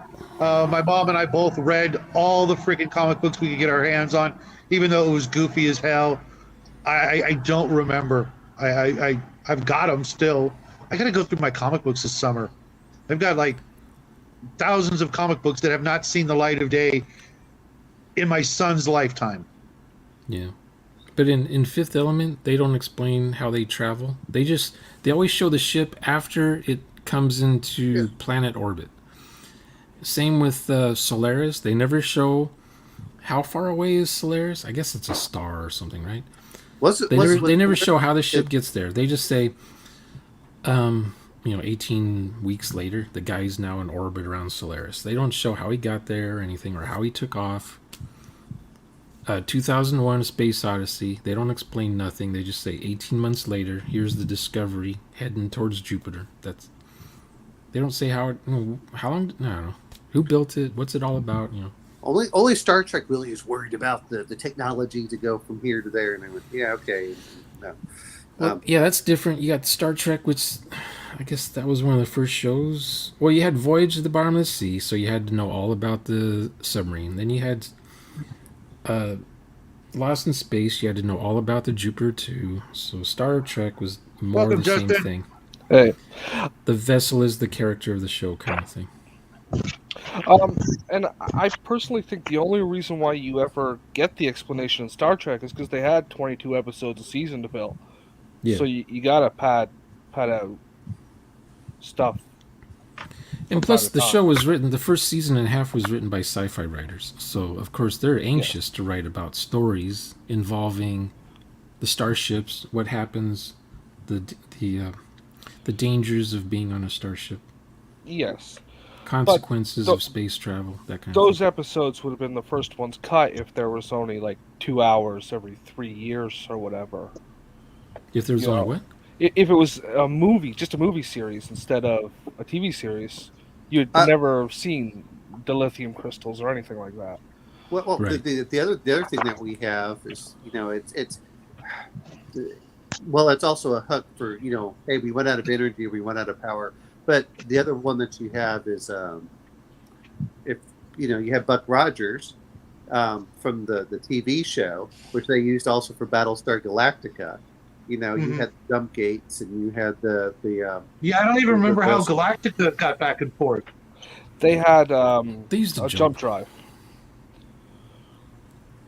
Because I can't recall a single, scene of, the hyperspace or Your voice any is of that. robotizing.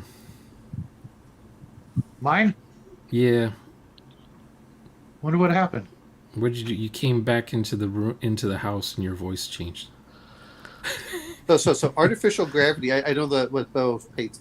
Anyway, we're going way off if we're going to talk about gravity, but you can either do it where it does the spinning on the side, which is what they did in Babylon 5, or you can do it as what they do with the Expanse, which is the ship rotates whichever way they want the gravity to have as far as acceleration. Well, the problem I have with Generation ship shows is that the people on the ship tend to be 80s sitcom characters. It's like, okay, we're on a Generation ship, so that's no different than living in New York City. So we'll just write New York City situations, but it takes place on board a ship. A few years ago, they did a show on the Sci-Fi Channel that was parroting that, where the crew thought they were in a Generation ship, but it was fake. It was a government experiment from the 60s that was still going on to today. Oh, yeah. It had... Did you like that show? I wanted to like it. But it never got I was past afraid it would end wanting. up being really horrible ending. Like, I don't like it when I invest ended on a time in watching a cliffhanger, show and the writers lost track of what the direction of the show was going to go, and they just make something up at the end. Like the way they ruin Game of Thrones. Game of Thrones, they never finished the series. It only went up to season 5, and after that they stopped. Yeah, Martin never finished writing his novels, so the TV, whatever, HBO just started making stuff up, and of course we saw how that ended up. Well, part of what got me is these guys. Well, here's what bothers me about it is they decided they want to do Star Wars, which of course they never got after they screwed up the thing. But they're like, you know what, we don't want to do this anymore. So we're just going to cut several seasons out, and let's go cut out all of the side plots. And at the end of season 6, kill off all those characters. We don't have to worry about any side plots. And then season 7 was horrible. We're just going to rush through season 7 because we'll only give you like 6 episodes without really doing anything. The same thing for season 8, because we really don't care in how it ends, because Star Wars is waiting for us. Well, guess what, guy? Not only did you not get Star Wars, no one will ever trust you again. Congratulations. Yeah, but like that's the worst thing you could do to Game of Thrones, because the best part of that series was all the side characters. Well, but it was all interconnected and things like. But here's what gets me about it is if you had done it right, because if they could have done 10 seasons. That's what HBO wanted. If you'd done a full 10 episodes, for another 5 good seasons. Well, we'll say season 5 they could have gone really far into that. And if they'd done it well, they hadn't rushed everything. Anyway, sorry that we're getting completely off topic now. Talking about dragons. It's okay, guys. But if they, but It's this okay. was the problem that I have with a lot of it. It's not like Michael Straczynski on Babylon 5, where they kept trying to cut it every season, and so he tried rushing, which I love season 4, but you can tell that it was really intended to go much further. I mean, and he had all the plots and the sub-threads going through. I love The whole Shadow War plot was supposed to be season 5. the whole you're talking about there was the Earth one, and then there was the Shadow versus Vorlon one, and then whatever else to go. But my other favorite was when Veer comes over from, what is that, season 1 or season 2, and he says, when Mr. Morgan says, well, what do you want? He says, I want to live just long enough to watch your head on the spike. He gets that whole thing, and then they do the flashback, like season 4, and he's waving his little hands in this. Sorry. So did you watch the Westworld TV show? No. I Parts of it. watched season I 1. tried. And after that, That one I stopped watching because I just knew it was going to end badly. So I just stayed with season 1. I didn't watch any more of it. And sure enough, it's horrible. It got canceled. It was terrible. Yeah. They ran out of idea. That was a show where they have this cool idea, but they don't know where to go with it. They don't. Did you they guys don't ever expect watch? to last as Did long you as guys they ever did. watch? You guys remember Dark Matter? Yeah. Yeah. Do you remember how it ended? I think it was season 3, where it had this awesome cliffhanger, and then it just disappeared. That's how a Never show be- should end. That's how a show should end. With the way it was, these creatures from another dimension just coming at them, opening the wormhole or whatever. That Sci-Fi canceled that. Just Sci-Fi canceled The Expanse. Amazon was the only one that Like, allowed it to actually make its full run. MTV had the Shannara getting into that Chronicles. show. Which I one? was so getting into that show, and then they pulled that, and I spent months looking to find out, is it coming back? Is it somewhere else, another channel? They didn't get permission. No, they just said, we're done. We're out. Let's talk about the worst travesty that ever happened. Was you had Battlestar Galactica Firefly? 79, and then Battlestar Galactica 1980. Oh. That was bad. I'm putting you in timeout, man, just for making me remember that. I have a friend who absolutely I was 18 years old and I knew that was horrific what they did. I was 8, and I went, what is this crap? What happened to the big giant spaceships and stuff? Yes. Well, budget. That's what happened to it. That they tried to do everything. That was- That Glenn was Larson. possibly the worst attempt at science fiction of all time. That was just Glenn Larson had no money, and I think he's probably broke now if he's still alive. But he did the A-Team, which I also hated. Who, Glenn Larson? Yeah. No, Glenn Larson, I thought they're trying to do a reboot again of Battlestar Galactica. No. We don't need you anymore. gotta be kidding me. No. Oh my god. They, Is it another attempt to bring back Space Boy Scouts? The last season of Galactic, the newer version, was awful. God, and the ending. Well, the last season of Galactica was terrible from the 70s.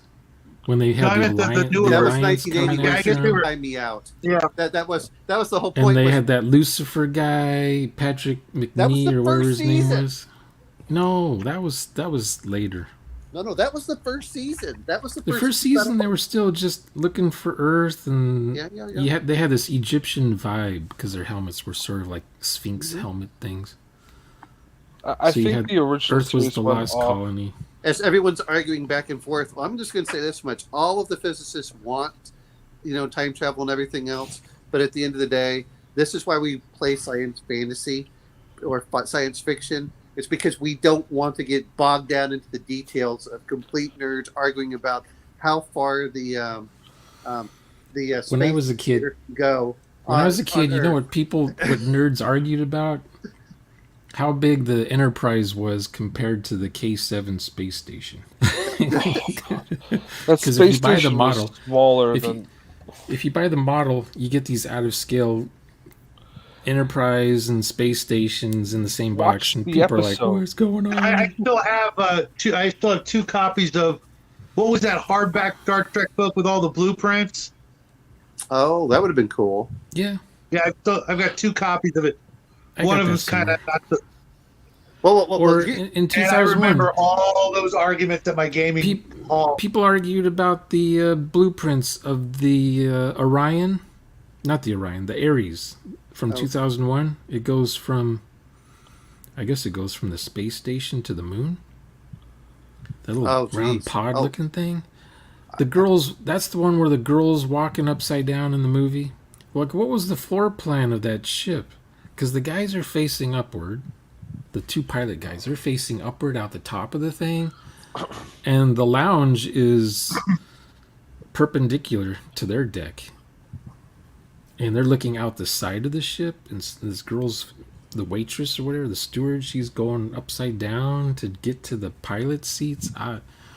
Okay, I'm going to mention one thing because we're mentioning all this stuff. Has anyone seen Avenue 5? No. Avenue 5. Never even heard of it, man. Okay, so it's on HBO. It's kind of I thought it was a candy bar. No. It's a tongue-in-cheek. Basically, what happens is that they have this giant space liner with a guy that's based off of Richard Branson as one of the characters named Judd, and he decides that he's going to do something, and it completely screws up the orbit. And at one point they have to bring the cannibal on. They do. There's Cannibal? a cannibal, yes, and I think he's getting elected. I can't remember. It's been a few months since I saw it, but the first season is everything just gets worse and worse. It would Wait, is this the one where the captain is played by the same guy that played House? yes, Okay, I saw a few episodes of that. yes, and it just at the very you start watching it, and he's like, well, he's the captain. He's like, no, I'm just an actor. And it's like, well, who's the real captain? Oh, that's the one that just died. And they're like, oh no, what are we gonna do? Kevin, what is up with your keyboard, man? You type worse than I do, and that's saying something. Well, no, but Avenue 5, I think, if we're going to talk about, of course, we've gone completely off, but Avenue 5 is probably worth watching because it's really dry British humor, but it's so over the top. I'm writing it down. I'm writing it down. What's that? Oh, I'm okay. writing. It's on HBO Max. You can watch it. It's got 2 seasons. It's a slow burn, Sure. but you start watching all the stuff that goes in there, and it's. But you could take it as like what would happen exactly like what Shawnee does. How would you you're on this ship and all of a sudden X happens. It just seems like your style, Shawnee, for a game. Like a one shot, except that What's that show I saw a month ago? A preview of I want to say it's a generation ship. Everyone's kind of frozen on board, and then some asteroids hit it, or a meteor hits it. A bunch of people die, and the crew wakes up from frozen sleep, and they find out that the crew's dead, and they have to figure out how to survive. There's no food being made for them. They haven't reached the planet they're supposed to be at. You're not talking about Event Horizon, are you? No. Okay, because that movie. It's either a TV series. I think it's an Apple TV show. It's starting right now. Which Apple TV show is it? Because I don't know. My father pays for it. He's like, hey, so I did all this stuff, and I have a family plan. I'm like, it's a Dad, series, and it's a series. It's like 100 years from now, these people wake up on a generation ship that's being bombarded by asteroids. Do you know what he's talking about, Kevin? and no one knows how to steer the thing. And they find out that there's limited air left and limited food, and they've got 1,000 people on board this thing.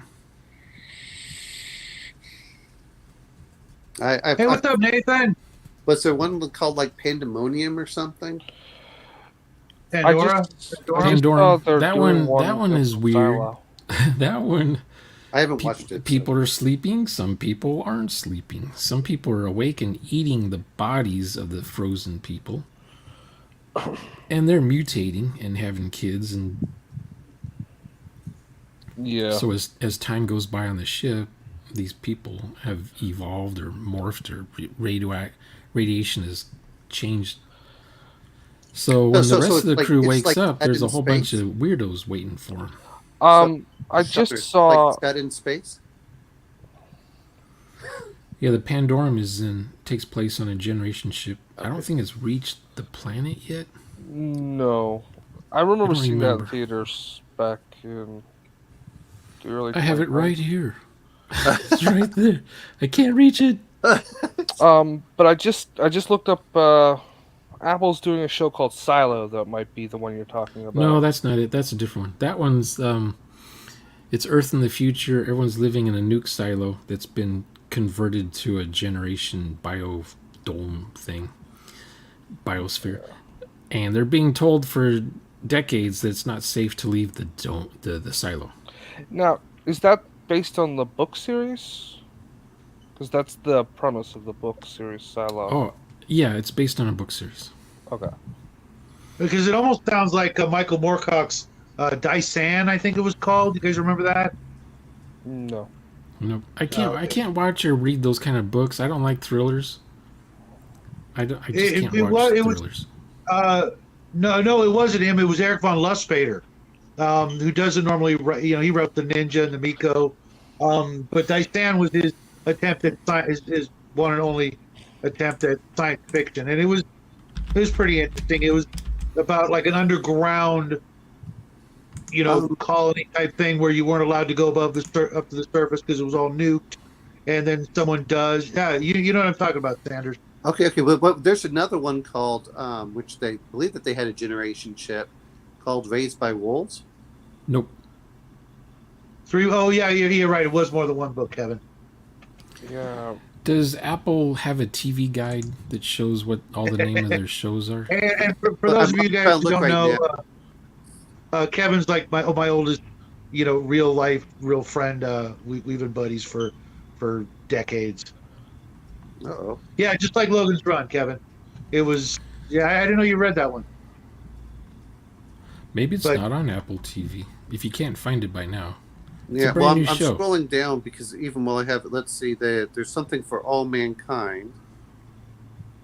But I haven't watched anything here. For All Mankind's about the moon. That one is about us. It's like Apollo 20. Like if the Apollo missions had continued on into like the year 1990. I'm gonna mention this much is, and I always get people whenever they try arguing with me. I said we have not. I said no one has gone to the moon in my lifetime, and they get all angry like, yes, they did. Like, no, they didn't, you idiots. Okay, have you guys seen the preview for Hello Tomorrow? No, I have not. Nope. That's an Hey, Apple Hundar, show. welcome to the show. Hungar. Hello just Tomorrow just looks everyone amazing. knows, Where the hell you been, man? I still can't put the names up thanks to you, man. I'm going to say this much. I was born in 73, and the last Apollo mission that actually made it to the moon was in 72. So I actually, I was just a little bitty kid, but I actually remember, yeah. But that's what gets me about Omanal was alive for Skylab and for the Apollo Soyuz dock-up. Yeah. I was not alive when we actually landed on the moon. Any of the moon missions. Space is fake. It's a government lie. Maybe it was on But Amazon. the world It is has that hollow, and show. I have touched the sky. Is that what you're going with, Dustin? No, that makes too much sense. Hey, no worries, Hungar. We'll hook up Monday, I hope. What about Foundation? No, that's not it. No, you don't. You don't want to watch that. I already Take care, watched Kevin. season 1. Hit me up on Messenger when you get a chance, buddy. God, I wish I knew what channel that movie, that TV show would be on. You're not helping because that leaves us Netflix, Amazon, HBO. I'm on Amazon looking for it. I don't know how to look up stuff on Amazon. And Hulu.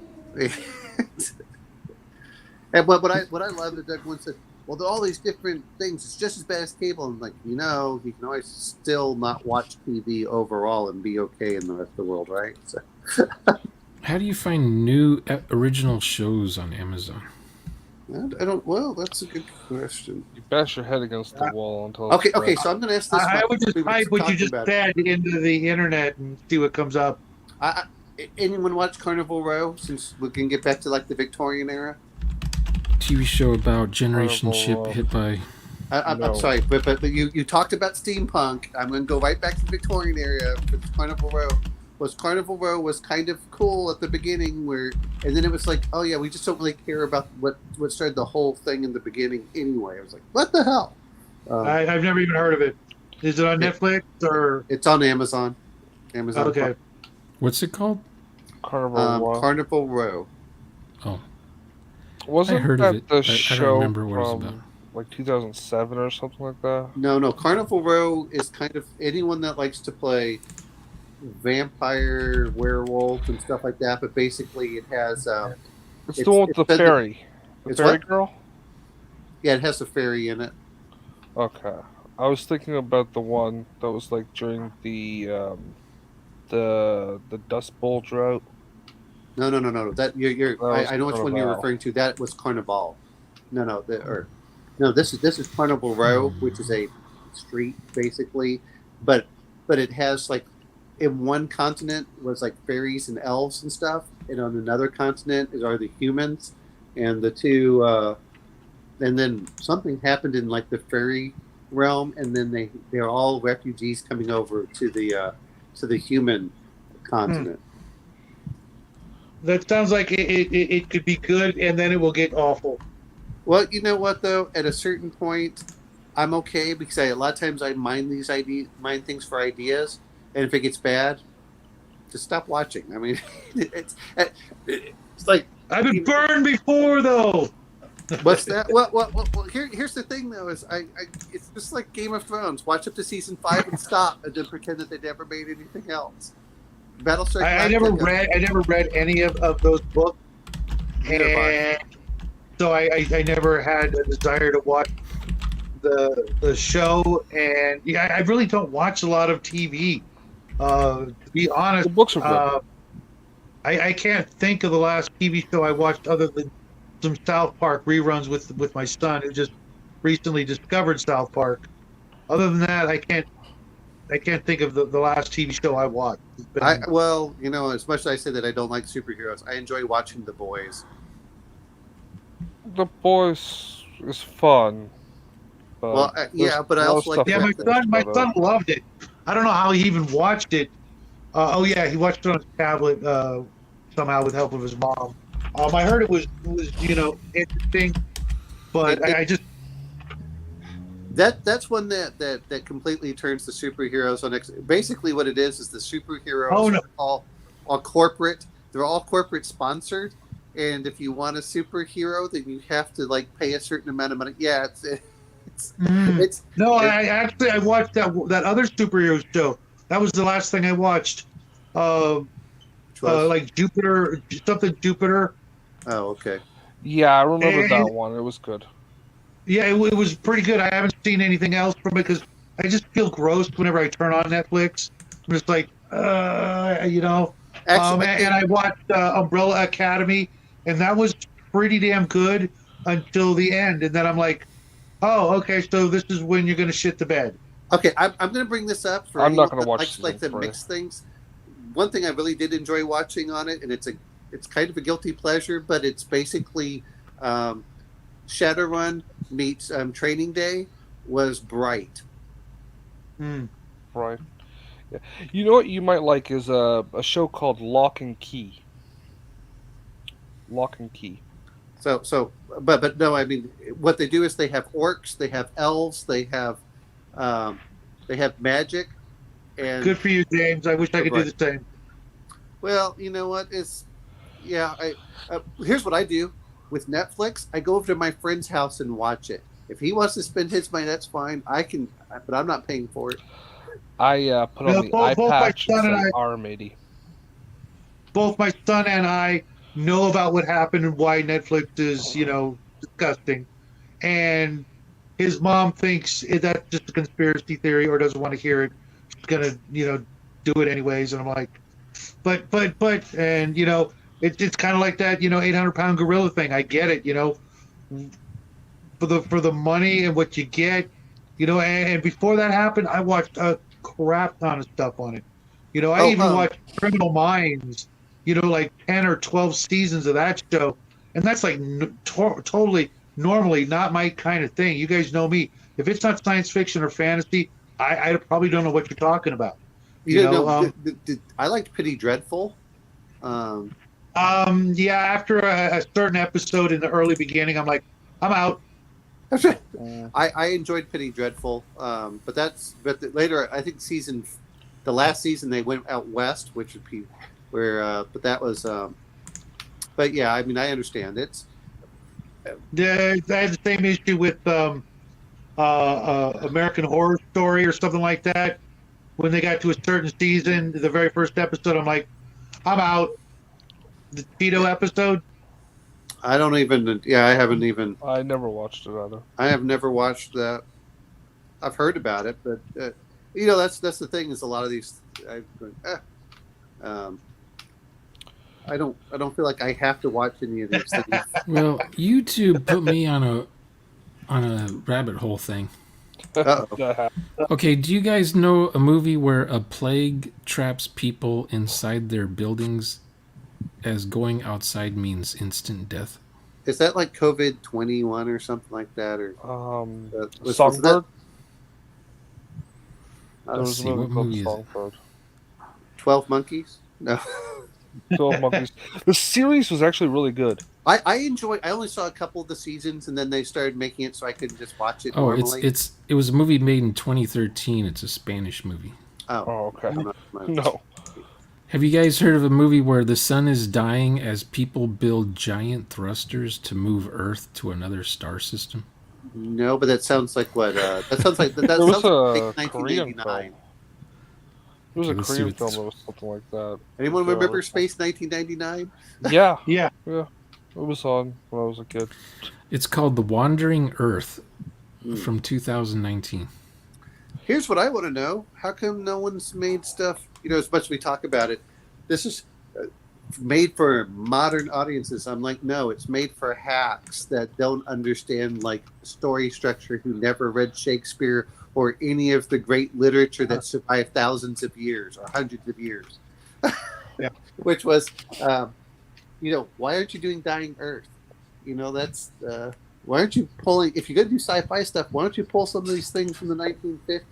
It's like, no, we got to make it for modern audiences. Well, You know what I would like to Kudos for see? you for bringing up Dying Earth. You know what I'd like to see made fantasy is the Black Company. I'm going to mention one that no one's heard of that would meet all their diversity requirements, and they refuse to do it, which is called Tark. But this is not Tark. This is the Dying Earth. I think they have the GURPS Is version that the of that. RPG or just the novels? These are like 3 or 4 That's of the the book. novels all combined into one book. Nice. But The first one's the best. The first one is so charming. But I'm going to say this much is so Tark basically, and I remember reading it as a kid. The main character is a black man. He's going off. He learns like some martial arts and stuff. It was a really good book. And guess what? All this talk about diversity, they won't touch it. I'm like, well, screw you. Yeah, It's because- you don't even Because it's not really about that. It's not it's I about the know. vision.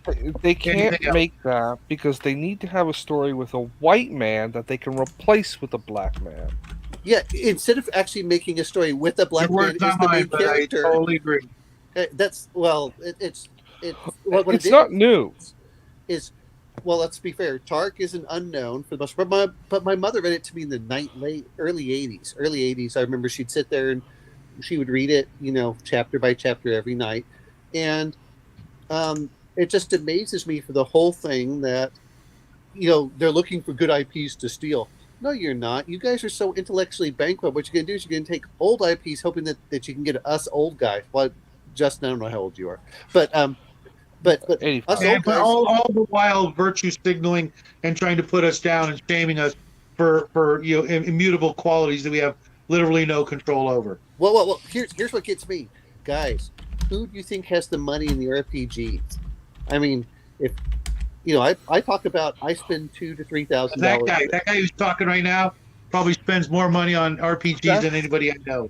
That's not because they want you as a target audience. They've priced out everyone else but you.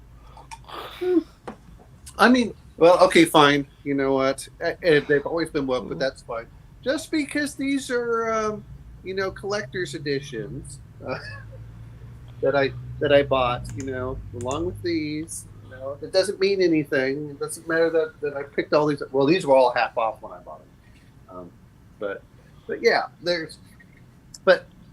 reality of it is that they think that they're doing things and go, well, that sounds nice, but it's just like the DMs. Well, we got to monetize. We got to do this. Well, look, I don't have to agree with everything, but don't be a jackass about it. Even if we have different politics. Anyway, sorry. No. I got into tabletop gaming in my teens. I did miniature stuff before that, but like wargaming. And the first one I played was Mage Knight. Remember Mage Knight? Yeah, absolutely. I still have some. Yeah. A box, you could pick up any box of that and like the little rule card and play. And the box was $17, $17.50 here in Canada. That same box would be $45 today.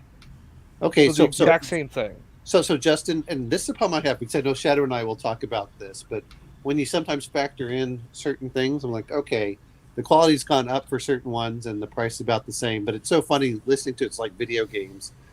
I won't pay more than $50 for video. You know what? I just wait a couple of years till everything goes half off and then or less. I'm like, okay, I'll go buy it then. Here's the thing is, who are they selling these collector's editions to? Because it's going to be people like myself or Shadow or yes, but I'm talking about the box standard normal edition, the thing that your 12-year-old kid should be able to afford with their lunch money. If they save up for a couple of weeks, absolutely. But now you'd have to save up for 2 or 3 years to get the same thing we were able to get for. So 2 or 3 weeks, right? I don't know. You must have had a bigger allowance than I did as a kid. Well, I'm just inflation has gone up a lot, right? Well, sometimes they have, sometimes they haven't. I mean, like the box sets, whether it's Alien or Traveler, they're all very reasonably priced. If you actually get the starter sets, and then they rope you in, and then they, but that's fine. But Shadow can attest to this. How great of value was Star Frontiers when you look at it now? To be honest, to this day, it's still one of the best bargains that you could get at the time, because it was 2 games in one, had everything you needed to do everything you could ever, you never needed to buy anything else again, really. I mean, it had that. I liked it. You didn't have to buy anything else with it. I mean, you had basic D&D and you had expert D&D, and Star Frontiers had, Nighthawks, which that was a great game because you could do, that was now you can do the kind of the miniature combat style for spaceship. Yep. I still have like 2 or 3 boxes of the spaceship sealed from back in the 80s. Oh wow! They're probably rotted garbage inside. But but Nighthawks I'm not going to open them to find out. Well, Nighthawks was so good for that, but that's why I liked it more. And I'm not. I know, having looked at Mongoose Traveler, I like Mongoose Traveler, but the old, no, to be fair, and Shauna has brought this up many times. Guys, could you get a little bit better artists? Could you get some artwork that actually looks like it's somewhat relevant in certain cases to the book? And not all of them, but I know that one that Shauna was doing where like the person shooting not even looking at what he's shooting at. Well, Yeah, back Traveler- then, you know, all the Traveler books have crap artworart. Well, All this of is them. the good thing about AI. There's no excuse for bad artwork now. Oh yes. Oh, wait a minute. AI artwork. Here's what gets me. Go to any AI artwork and ask them to do a Triceratops, and what you find out is they'll give you a rhinoceros with 3 horns. I have done it on multiple. I've done it on Night Cafe. I've done it on Midyard. And I said, Really? I want Tyrannosaur. I said I want a Triceratops, dinosaur, blah blah blah. And you know what it does? Because anyone remember the which I still love the artwork was from the old battle system where the guy's riding a Styracosaurus, you know, and he's charging into a line of guys. I love that aspect. So I said, okay, let's see if you can do something similar. If you can't do a Triceratops where it actually looks like, Well, the you know, good thing it has is 2 horns and 1 in the middle, but you put 3 horns and you make it look like a rhinoceros. Stop. Just stop. The yes was a response. You don't need to have that on the screen. But the good thing about AI art generators now is you can put them on your own computer and train them yourself on specific images, so you could put it actual pictures of. I was watching a guy who's got a YouTube channel called the Miniature Mashup a couple months back, and he was doing some AI, showing off what AI can do in other people's styles by putting in that in the criteria. And man, I was absolutely floored with some of the things. If you use like Geiger's artwork and pick a science fiction or fantasy item or element that you want drawn, and Michael Whalen and other artists like that, Yeah. So some of them are really good. Don't get me wrong. I had a friend of mine. He did one, and it looked fantastic.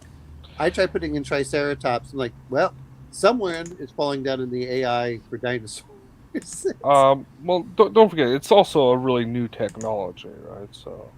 Justin, stop defending it. If it's bad, it's bad. If you can't do a Triceratops, no, you sound like the guys who were complaining about the invention of the screwdriver when that came out. No. Here's the problem, Justin. It's the people who do hex, the little hex keys heads want to smack you people. Like you can't use a regular Phillips that will do the same thing. You got to put like this weird hex key crap. No, The torque screwdrivers. No. I'm talking about the ones that are The Allen even key. weirder than that for the actual screwdrivers. The ones that have like this weird star shape. Yeah, well, IBM, the old IBM computers, they didn't want you just taking apart their stuff. Yeah, you had to have a service tool. Mhm. I understand, but that's my whole point. But don't defend bad work, okay? That's not our job. Do not defend bad work. If they can't do You simple can go things, you can go at any store and buy for $4. You can buy all the sizes of all that weird screw. know. If you ever come across that Well, device when those again. screwdrivers came out, they were heavily regulated. People would just make them at home, though. again, don't defend bad decisions by companies, okay? I'm talking about the original flathead. You're one of those guys that complained when that came out. Like even I remember going through my grandfather's painting magazines when I was a kid, and there were people that were complaining about the invention, the synthetic brush, like saying it's cheating to use synthetic brush hairs. Justin, you're There not. are articles No. about that stuff Those always. Right? Hey, Justin, if you give me a paintbrush and it looks like this, and I'm supposed to do high quality, work on it. Yes, but still, That's what you I'm know what I referring to. mean. I remember 8th graders I arguing don't. I between don't. lead Just in pencils bad and work. graphite pencils. They're like, oh, blasphemy. Yeah, Graphite pencils. that's Oh. wrong. Oh well, Number 2s. There's still number 2s. What's the deal if it's lead or graphite? What's the big deal? Oh. you mean There was pencil One won't wars back poison in the you 70s. if you get stabbed with it. Well. See, this is my view. It's like getting a calculator and it can't multiply correctly. You Oh, know, yeah, the I'm sorry, Polish I'm not gonna fit and say, notation. well, it's new technology. I'm like, well, you don't release a calculator Pig that can't Latin. do the work. Pig Latin calculators. You do two. What is it? You do. Oh, so weird. You do Is like a this a 2 reverse and then a Polish 3 notation? and then a plus and then oh my goodness. Oh, the reverse Polish notation. I remember Yeah, doing that that with the one. old HP. Yeah, the The HPs use that only nonsense. legitimate use for a calculator is writing the word boobs. Or hell, or what was the other one that went in there? Or Oil, hello, boo. shell, oil. Hello.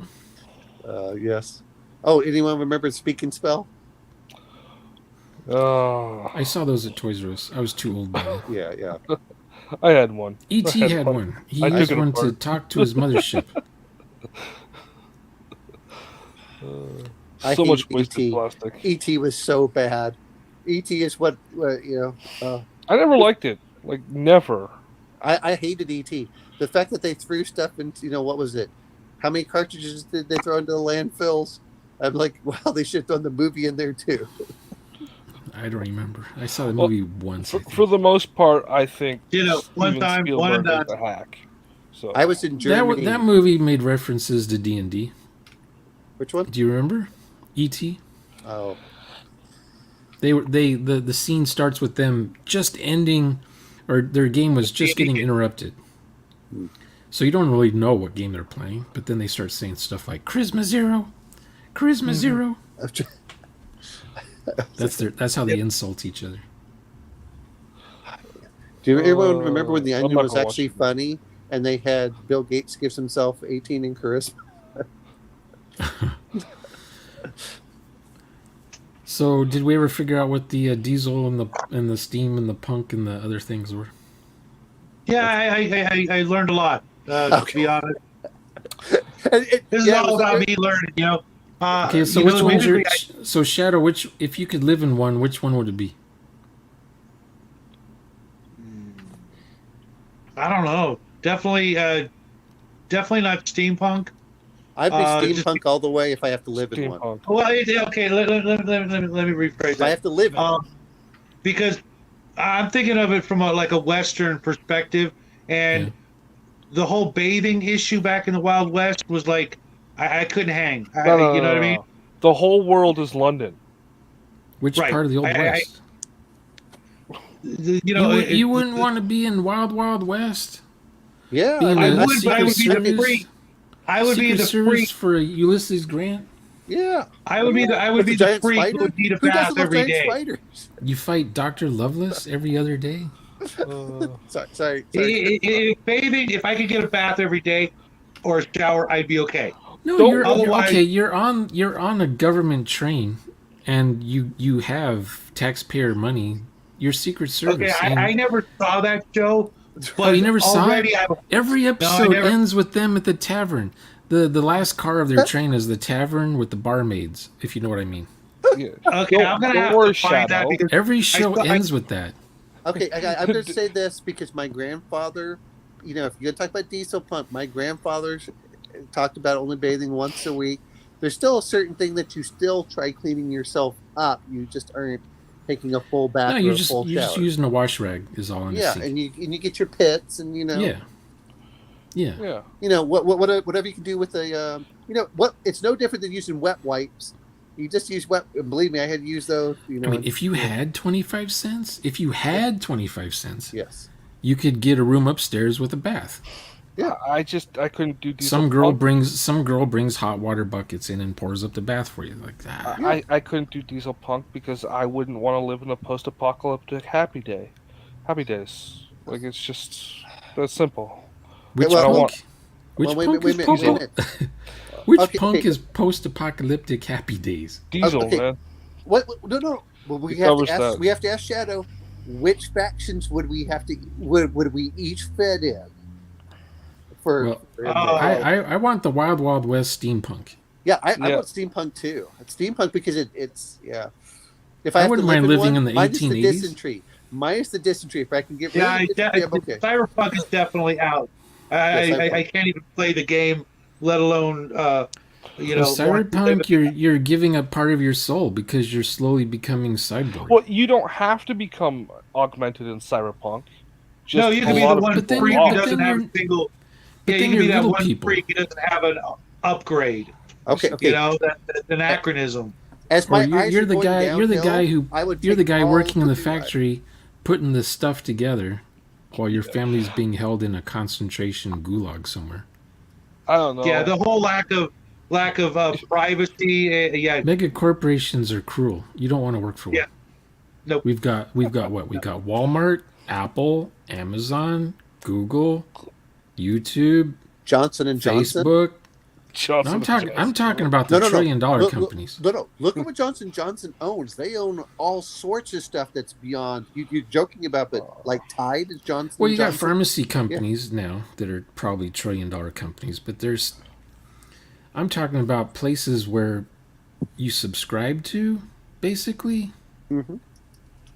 Like, yeah, but see, guys, you're still missing the part of the point with the bathing. Just because I can afford it, nobody else could. Bathing 101. Nobody else would. You know what I mean? No. You're, No, you're, man. looking, you're looking at the wrong way. At that Okay, point, remember in Planet of the Apes, Yeah. Taylor, he's like, screw these scarecrows. He hears water and he jumps off the waterfall because they haven't had a bath in a week. It's well. Here's the thing that everyone forgets about. It depends on where you were. You know, it's not like you could. If you're out west in the dust, that's one thing. But if you're over like in the south, I mean, you're probably bathing every day anyway. It's not that hard. You're just not taking a full bath. You know, you get I your prefer a water shower, anyways. But you know, They yeah, I'm didn't probably gonna go with Steve. Remember the movie Lancelot? The guy's he's in a little pond with some soap and he's taking a little bath and someone sees him and thinks he's dying, like he's dissolving in acid because he's never seen soap foam before. I thought that was a cool scene. Anyone remember watching? But bath Black is Panther usually as a he plot. time travels back and he talks Bathing about, is usually a story device or a plot of some sort. It's what you're Dragon doing Rider. before the adventure begins. Dragon Rider Supern. You know, we're talking about she was her like her first real bath in like years. Have you ever seen a dragon go into the ocean? Like No. real life? Or are we Just- talking just- about? Just submerge in the ocean and like go after a shark or something. Oh, that'd be kind of cool. Anyway, well, there's usually like topless babes riding on those dragons. That's their only chance to get washed is if the dragon goes into the ocean. They usually duck down so like they don't get washed off the top of the dragon when it submerges. It depends on how long I've been on a ship and haven't seen another one. Ever see a naked kraken? Well, what is it? What is it? The mermaid?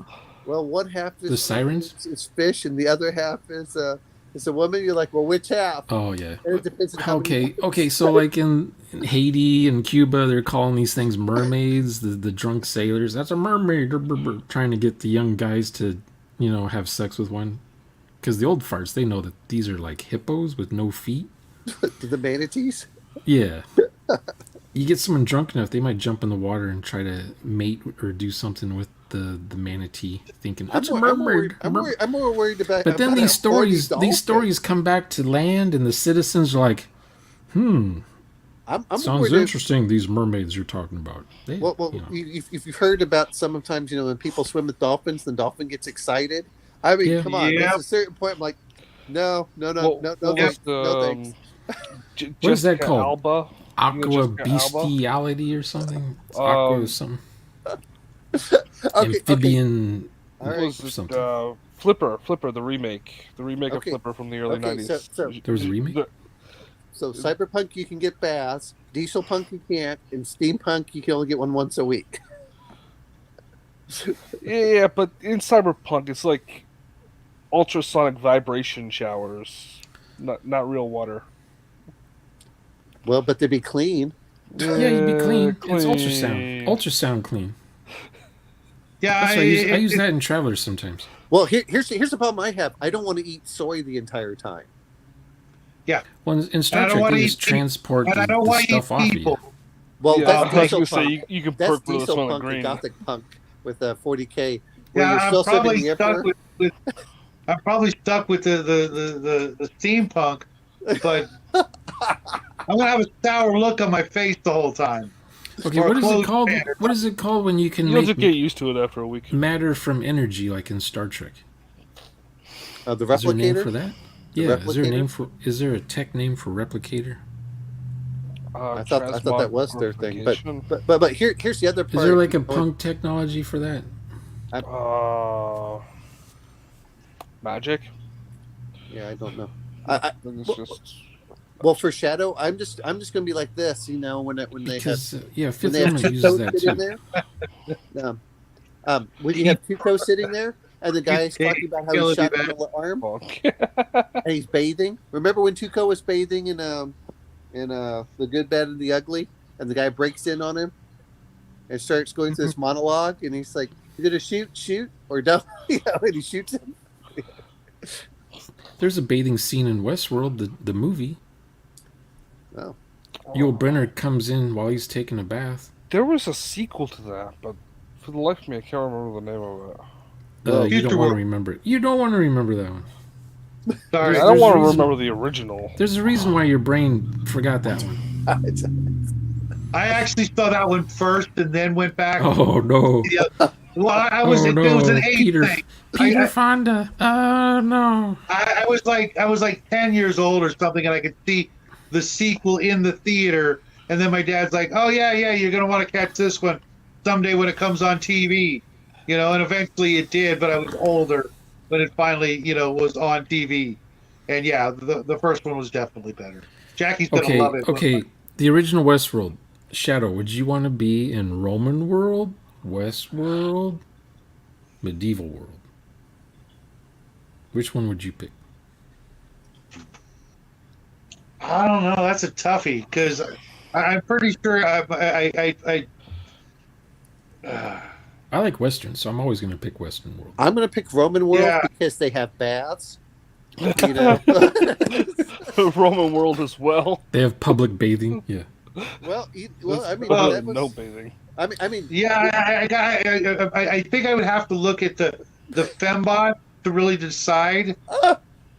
Yeah, okay, I'm changing my answer to that. Well, too. they all have wenches of a sort. One has wenches. One anyone watch has Spartacus on Star. Saloon girls. one has saloon girls, and the Roman one has slave girls. So, Man, now you're just and, making it and hard. here, spoiler alert, it's the same Right. fembot, just with a different outfit. That's Yes. Which fantasy world would we like to be in? That's The one that gives us fembots. all. Hey, were there any women in that movie, or was it just guys in which going movie? to Delos? In the Westworld movie, was it just I watched guys? the last part. I think Was so. it just guys paying $1,000 a day for that? If I'm gonna have to that watch that came again. out, it would be a lot more. They're than gonna that. cancel that movie if it was just white guys going on the plane to Delos. It was. If you think about it, I really can't picture it being otherwise. The Roman world had effeminate dudes, I guess, to entertain the women guests. I'm just not eating the snails, okay? I'm more of the.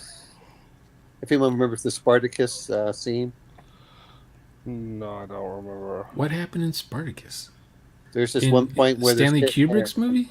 and Crassus is asking about whether he goes for snails or clams or something like that. Which Spartacus movie was this? This was series. the Kirk Douglas. Kirk Douglas. There was a snail conversation.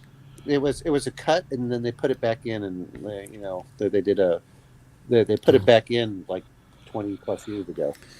That movie, I cried at the end. It was so sad, but it had some of the best battle scenes ever.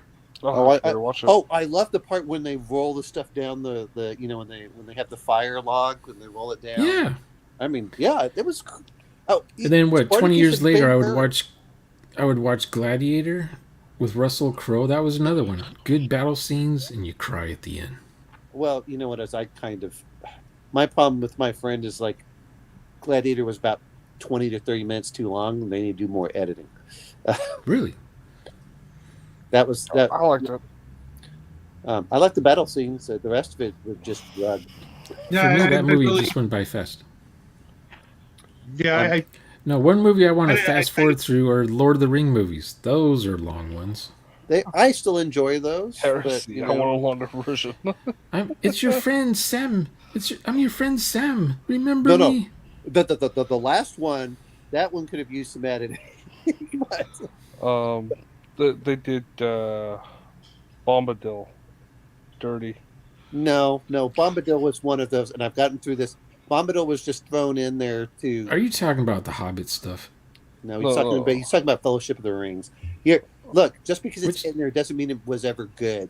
And Which I character still was got that pissed one? off Or when- was that a place? He was a giant, like He was the spirit of the Force, dude. he was um, some sort of druid hippie character. Hey, well, here's the way that my Really friend have, put it. like, He said, How if come you I didn't don't put in remember? Tom Bombadil, it would have been 50 pages of just describing walking. You had to put in some kind of action scene, otherwise to break it up. Otherwise, no one would have ever made it past like page 50 in the book. Was he a tree guy or what? No, he was the one that put on the ring and then took off the ring and like, oh, this is no big deal. Like, you know what? You've just invalidated the entire thing about how the ring corrupts whoever touches it. He's was he one of the of humans? No, he was kind of no one's really sure what Tom Bombadil is. Yeah, he was. Yeah, He's in the Silmarillion. He's one of the first I don't re- creations. I don't remember the guy. Now I have to go on YouTube and look up that scene. He You know what I hate wasn't in the movie. Bombadil? I hated Bombadil in Lord of the Rings in the first place when I read the books, and I'm glad he took him out. And the other one No, that pissed me well, off. you know what, guys? Tom You've Bombadil. got to get yourself a copy of Board of the Rings by the Harvard Lampoon. Oh, And that was my original experience with Tolkien.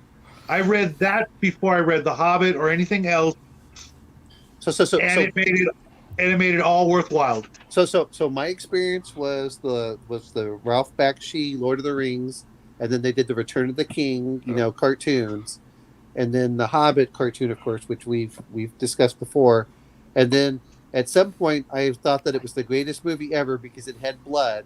Was called Fire and Ice. And That then- was good. Even though it was traced, I still like it.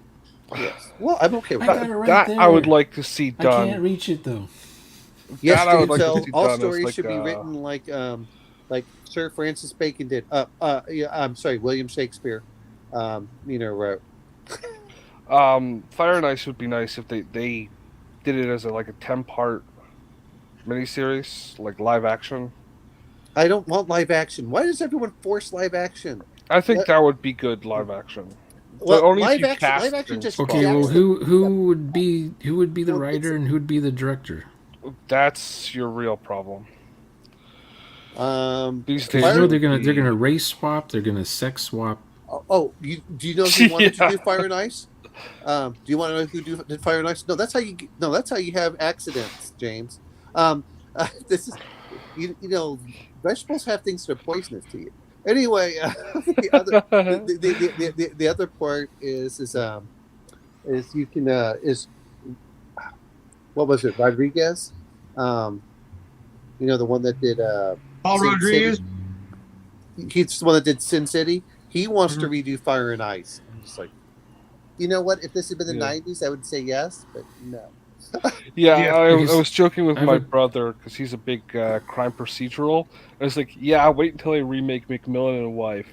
It'll be the she cop with her formerly black husband who is now her wife. Well, I have a question for Laura if she's listening. I see that shadow. She's usually the expert on sci-fi, and she might know if it was only guys in Westworld on that plane going to the Dallas airport, taking the colored tram that would take them to the world of their choice. I'm gonna say this much though. And why do I need anything new? There's enough great movies I haven't seen or I'm willing to rewatch. I'll That- rewatch stupid 1960s Time Machine over and over and over again. Oh, you mean they spun the little circle? George Powell, yeah. Yeah. And then And he drags the time machine, and you see the tracks. That was the only evidence the guy had that the time machine actually worked. Was he saw how Wells had dragged the thing back into his little workshop so he can go back in time or go forward in time, back to the Morlocks to save his blonde girlfriend, lady friend. I guess he was going to bring her some books to read. That's how the movie ends. Hobbit But the incest? remake though, did you like the remake of Time Machine, the 2000 version? I think it was. I think I've seen it once, but it was taken way out of there. It was too different from any previous version I'd seen. Because that one's more like the movie more like the book I want to say. Because he just zooms way past the Morlocks and just goes into the future to when the Earth actually ends, kind of a thing. Did they do that in Don't the they have book? like crab people or something then? I don't know. The what? Don't they have crab people at the end of the book? Well, all of H.G. Wells' movies are kind of He writes some science concepts at the beginning, but then introduces characters and then runs out of ideas. Oh, You know what? they all died from cold. You know what? I feel the same way from Robert Heinlein. I love his books, and then you can just tell he's like, I'm just going to cut it here. I'm bored of writing. Like Starship Troopers, you're going through and you get to the last page, like, what the hell? Where's the big battle? And then the Do you want to know more? all of the it's like he writes the book and then he just says, you know what? I'm bored, and he just stops. He just stops writing. Yeah. And does something else, and just. Yeah, I read it. I reread it again after decades of not having read Starship Troopers, and I got to the end and I'm like, oh man, seriously, It just kind of ends. one more. Well, Wait, you all of want his you books want the just war to end? You want the Galactic War to end? No. I just wanted to hear about the cool battle, but like by my understanding, Job did the same thing. Time Enough for Love did the same thing. He actually finished up what was the Stranger in a Strange Land. He actually did a full arc for that one. But I think if they had ended Starship Troopers, he'd ended Starship Troopers with just the training. It was just Rico's time in the academy Boot there. camp? Yeah, boot camp. It was just that. It would have been a different. Like he could have had that whole arc of the climax of the story is actually going into. he didn't want to. That's what I'm trying to tell you. Is Yeah. he got bored and he just stopped. It's not like he Yeah. couldn't go back and rewrite it. He was written in 1959. He died in 1990 something or 1989 Yeah. or something. I mean, he had 30 years to go back. He's like, nah, I'm going to Yeah. write about this Lazarus Long, and he did a bunch of stuff there. Also, Nah, his hobbies, I guess, changed over the years. So he didn't want to write the same way he did when he was writing for teenagers. Well, I thought Yeah. it was his experience in the military, because he was in the military. He was a journalist. I mean, he had real world experience, unlike a lot of people nowadays. Yeah. But he what Glory Road. I mean, some of his views changed. Yeah, but I read that one too. The guy who wrote my favorite books, he invented Pringles. who was this? Gene Wolfe. Okay. He invented Pringle chips. I Did he talked to really? someone who said he saw how Pringles were made and he would never touch them ever again. It's just Yeah. spuds. It's just spuds. Well, apparently they're No, there's a lot of corn in them. There's actually a lot of corn in them. Yeah. Oh no, that's That's not bad for It's like a You have to it's like have- you a- have to have- it's like you have an to have- awful marriage of. well, you have the two. to. Well, you have to. It has to cling together somehow and have some crunch. There I'm appears to gonna bring only be one person of color in the original Westworld cast. Do not One use that person word. of color. You talking about a Yeah, pot? I like using their versions. Of, No, you don't even have to do that. All you say is that there was a black man. That's all you I'm have trying. to say. Was it a guy or a girl? A guy. Yeah, Was it's kinda it funny, 'cause I one of the remember- scientists in the I computer? remember once upon a time when using the word color was actually close to verboten. I Well, don't you know what? My mother Oh, it depends actually on what state you live in. is when she went over this. Well, what do you want to be called? Do you want to be called color? This was in 1971 or two or so when she graduated and went No. to school. You want to be called colored, black, or anything else? The know. beauty, Open the and beauty, go back and the forth. beauty of being Democrat is you can change the name. Well, you can change the meanings of names. You can change a name to something else. They deliberately change it periodically to mess with Change sex to gender, and now where we're Well, at. well, okay, come on. We know that Elon Musk is the has paid the most taxes of any African American. Oh, Hey, RPG grandma, get in here or listen. Do you know? Well, no, she are you? lost power. That's the problem. Mark. No, she's back. Her power's She's come back. back. wait, Oh, okay. let's just Yeah, reopen this. She's probably tab. watching. I want her to answer this Westworld question. Was it all white, rich dudes No, who, no, who no. spent $1,000 a day? It says Survivor next to this guy's name, so Just so Giselle feels a little bit better. Well, there was a black extra. There were some of those in the Roman world. yeah. Oh! I found another one. Sorry, I was wrong. There's two. There's a technician as well. But you're one of the Are you computer watching guys. it now? No. I'm just going through the IMDb Because list. remember But there's remember okay. when blank photos. the one guy says, one of the computer guys says, "Well, we gotta get this." What does he say? We better get the power shut back. What do you say? We gotta get these computers working again before we all run out of air. Somehow the computer room is like hermetically sealed. Why? They all those scientists end up suffocating in the computer room. That was the weirdest thing when I was a kid. I thought, oh, I want to work with computers, but not if it's like airtight like that. We know, it's the Jay. future. We know. They gotta be Okay, so because of global warming. I said the wrong thing. Laura says it's been a long time. She doesn't remember.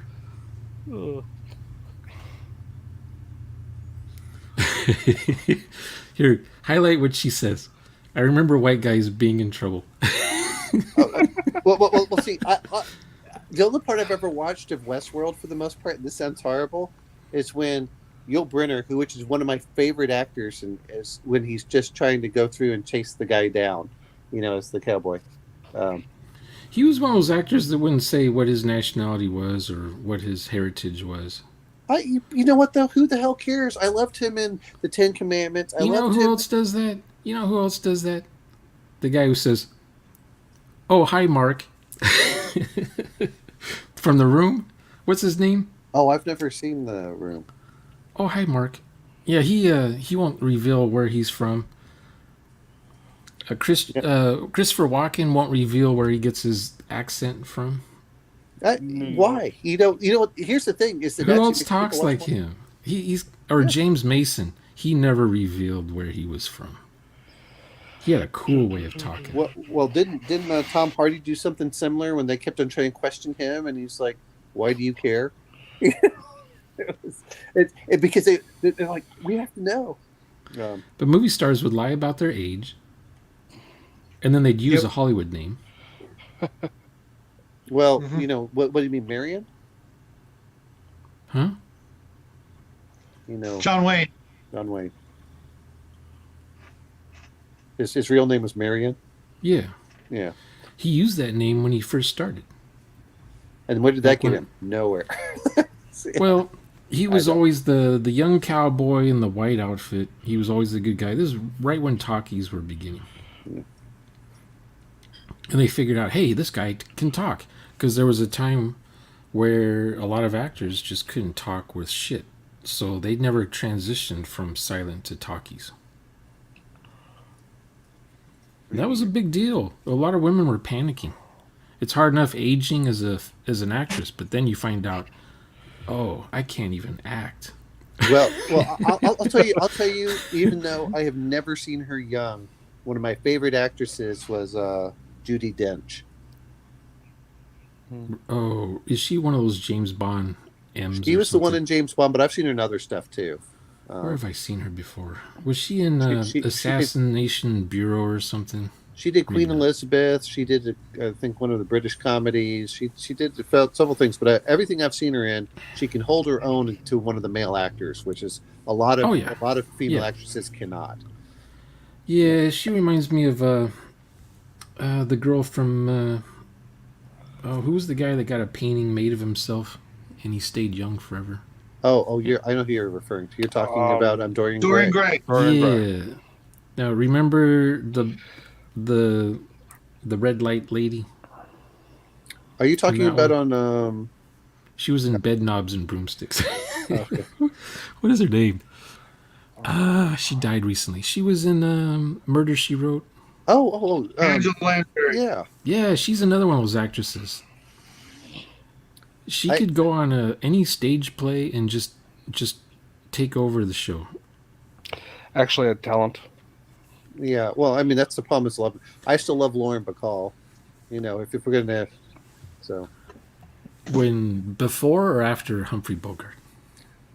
probably during Humphrey Bogart. I I loved her in The Big Sleep. Yeah, that was pretty cool. Judy That's one of Garland? my Is that who you're that's one of my talking about? favorite ones. Judy Garland. Oh, Judy Cabaret. Well, we That can't was forget Liza about Minnelli. we can't forget about our ambassador. Shirley Temple. Ambassador. Yeah, go look. Oh yeah, she's in that movie with Cary Grant, and they did that little thing. Cary Grant, he does this twice in two of his movies where he says, "You're the man." The man? Yes, the man with the power. The power? Yeah, the power. The power of hoodoo. Hoodoo? You do. You remind me of the man. And he would just talk in circles. And there was a scene that they did that twice in two different movies. Anyway, Well, it was the Bachelor and the Bobby Soxer. Okay. Well, I mean, yeah, Shirley Temple. Once she got rid of the, once she outgrew her cute little stage, didn't she become a congresswoman? Or I know she became an ambassador somewhere. 30 years later. Well, at least she did something. She was 30 long in the years tooth later. when she became an ambassador. Yeah. She married some guy, and Well, she than what disappeared most from people Hollywood when she was like 23 or 24. Yeah. She like had a real private life. But Hey, she married guys. a rich dude. You gotta go I to hate to Nathan. do this to you. Yeah, I didn't realize what time it was. I knew I was going late, but I appreciate everything. If you guys want to hang out backstage, you know the routine. But I also gotta, hit the Quantum. bio. But Well, yeah, well, no, That's fine. I've I been have to go holding to it for work. like. Oh, okay. Well, thanks to everybody for showing up. This was a Party lot on. of fun. All right, take care. I all. learned a whole bunch. I appreciate it. I will see you guys all soon, and enjoy the rest of your weekend, guys. Send See you you. later. Bye, guys. Night all. I'll see you tomorrow, man. Oh, I have to finish the next hour for that. next hour for what? For Connell, he had us watch Robin Hood for his thing. What one? The 1991 version, British version. Oh, okay. Oh, yeah. You guys were talking about that. Well, Yeah. enjoy that. It's actually it's a lot different so far what I've seen than the regular. I'm like, oh, okay. Yeah. Because it's not that Hollywood. I mean, they do a little bit of Hollywood, but I wish they wouldn't. It was, it's, I was like, oh, okay, but yeah, there's a certain point where I'm like, I don't want the Errol Flynn version, or I don't want this. And I just wish someone would do the entire freaking story. what gets me about it? It's like Conan. Amazon was picking it up, and then someone said, well, it's too full of toxic masculinity. You mean good storytelling? Well, here's what gets me about it. No one wants to admit this. Women want masculine men. Men want to watch masculine men. No one wants to watch emasculated men with boring, insufferable women. Well, but yeah. if you did that, people would form relationships and have families, and there would be children, and you can't reduce the human population. If you're promoting that kind of... No. What I'm saying is that for television, it's just like the, why was James Bond so beloved? And I met a lady a few years ago, and she was talking about, okay, look, and she had a really high powered job. She's like, my guilty pleasure is to watch like James Bond films and stuff. And like, oh, okay. But yeah, this is what gets me about the whole thing is is if you want strong women, you put strong men next to them, and it actually raises them up. When you tear men down, then this woman just looks like no one cares. No one Yeah. cares. You know, that's the thing that people forget about. I'm not talking about the modern movies, but you know, when you had Ellen Ripley, she did well in the Alien and Aliens. Not that she was the biggest badass, you know, maybe not until the very end, but you know, she she had competent men to work off of, and because she had competent people to work off of, it made things better. The same thing with Yeah. Vasquez. You know that, and you know when Hudson dies a badass, even though he was a whiner at the very beginning. Yeah. Or even in like I keep hearing people say there's never been a male damsel in distress, and then I point out the Terminator movies. John's a damsel in distress. Like, even though he hasn't been born yet in the first one, the whole purpose is the Mystic, which is Reese, right? He's the wise one with knowledge that the champion, who is Sarah Mhm. Connor, needs. Uh-oh. Sarah Connor is the champion.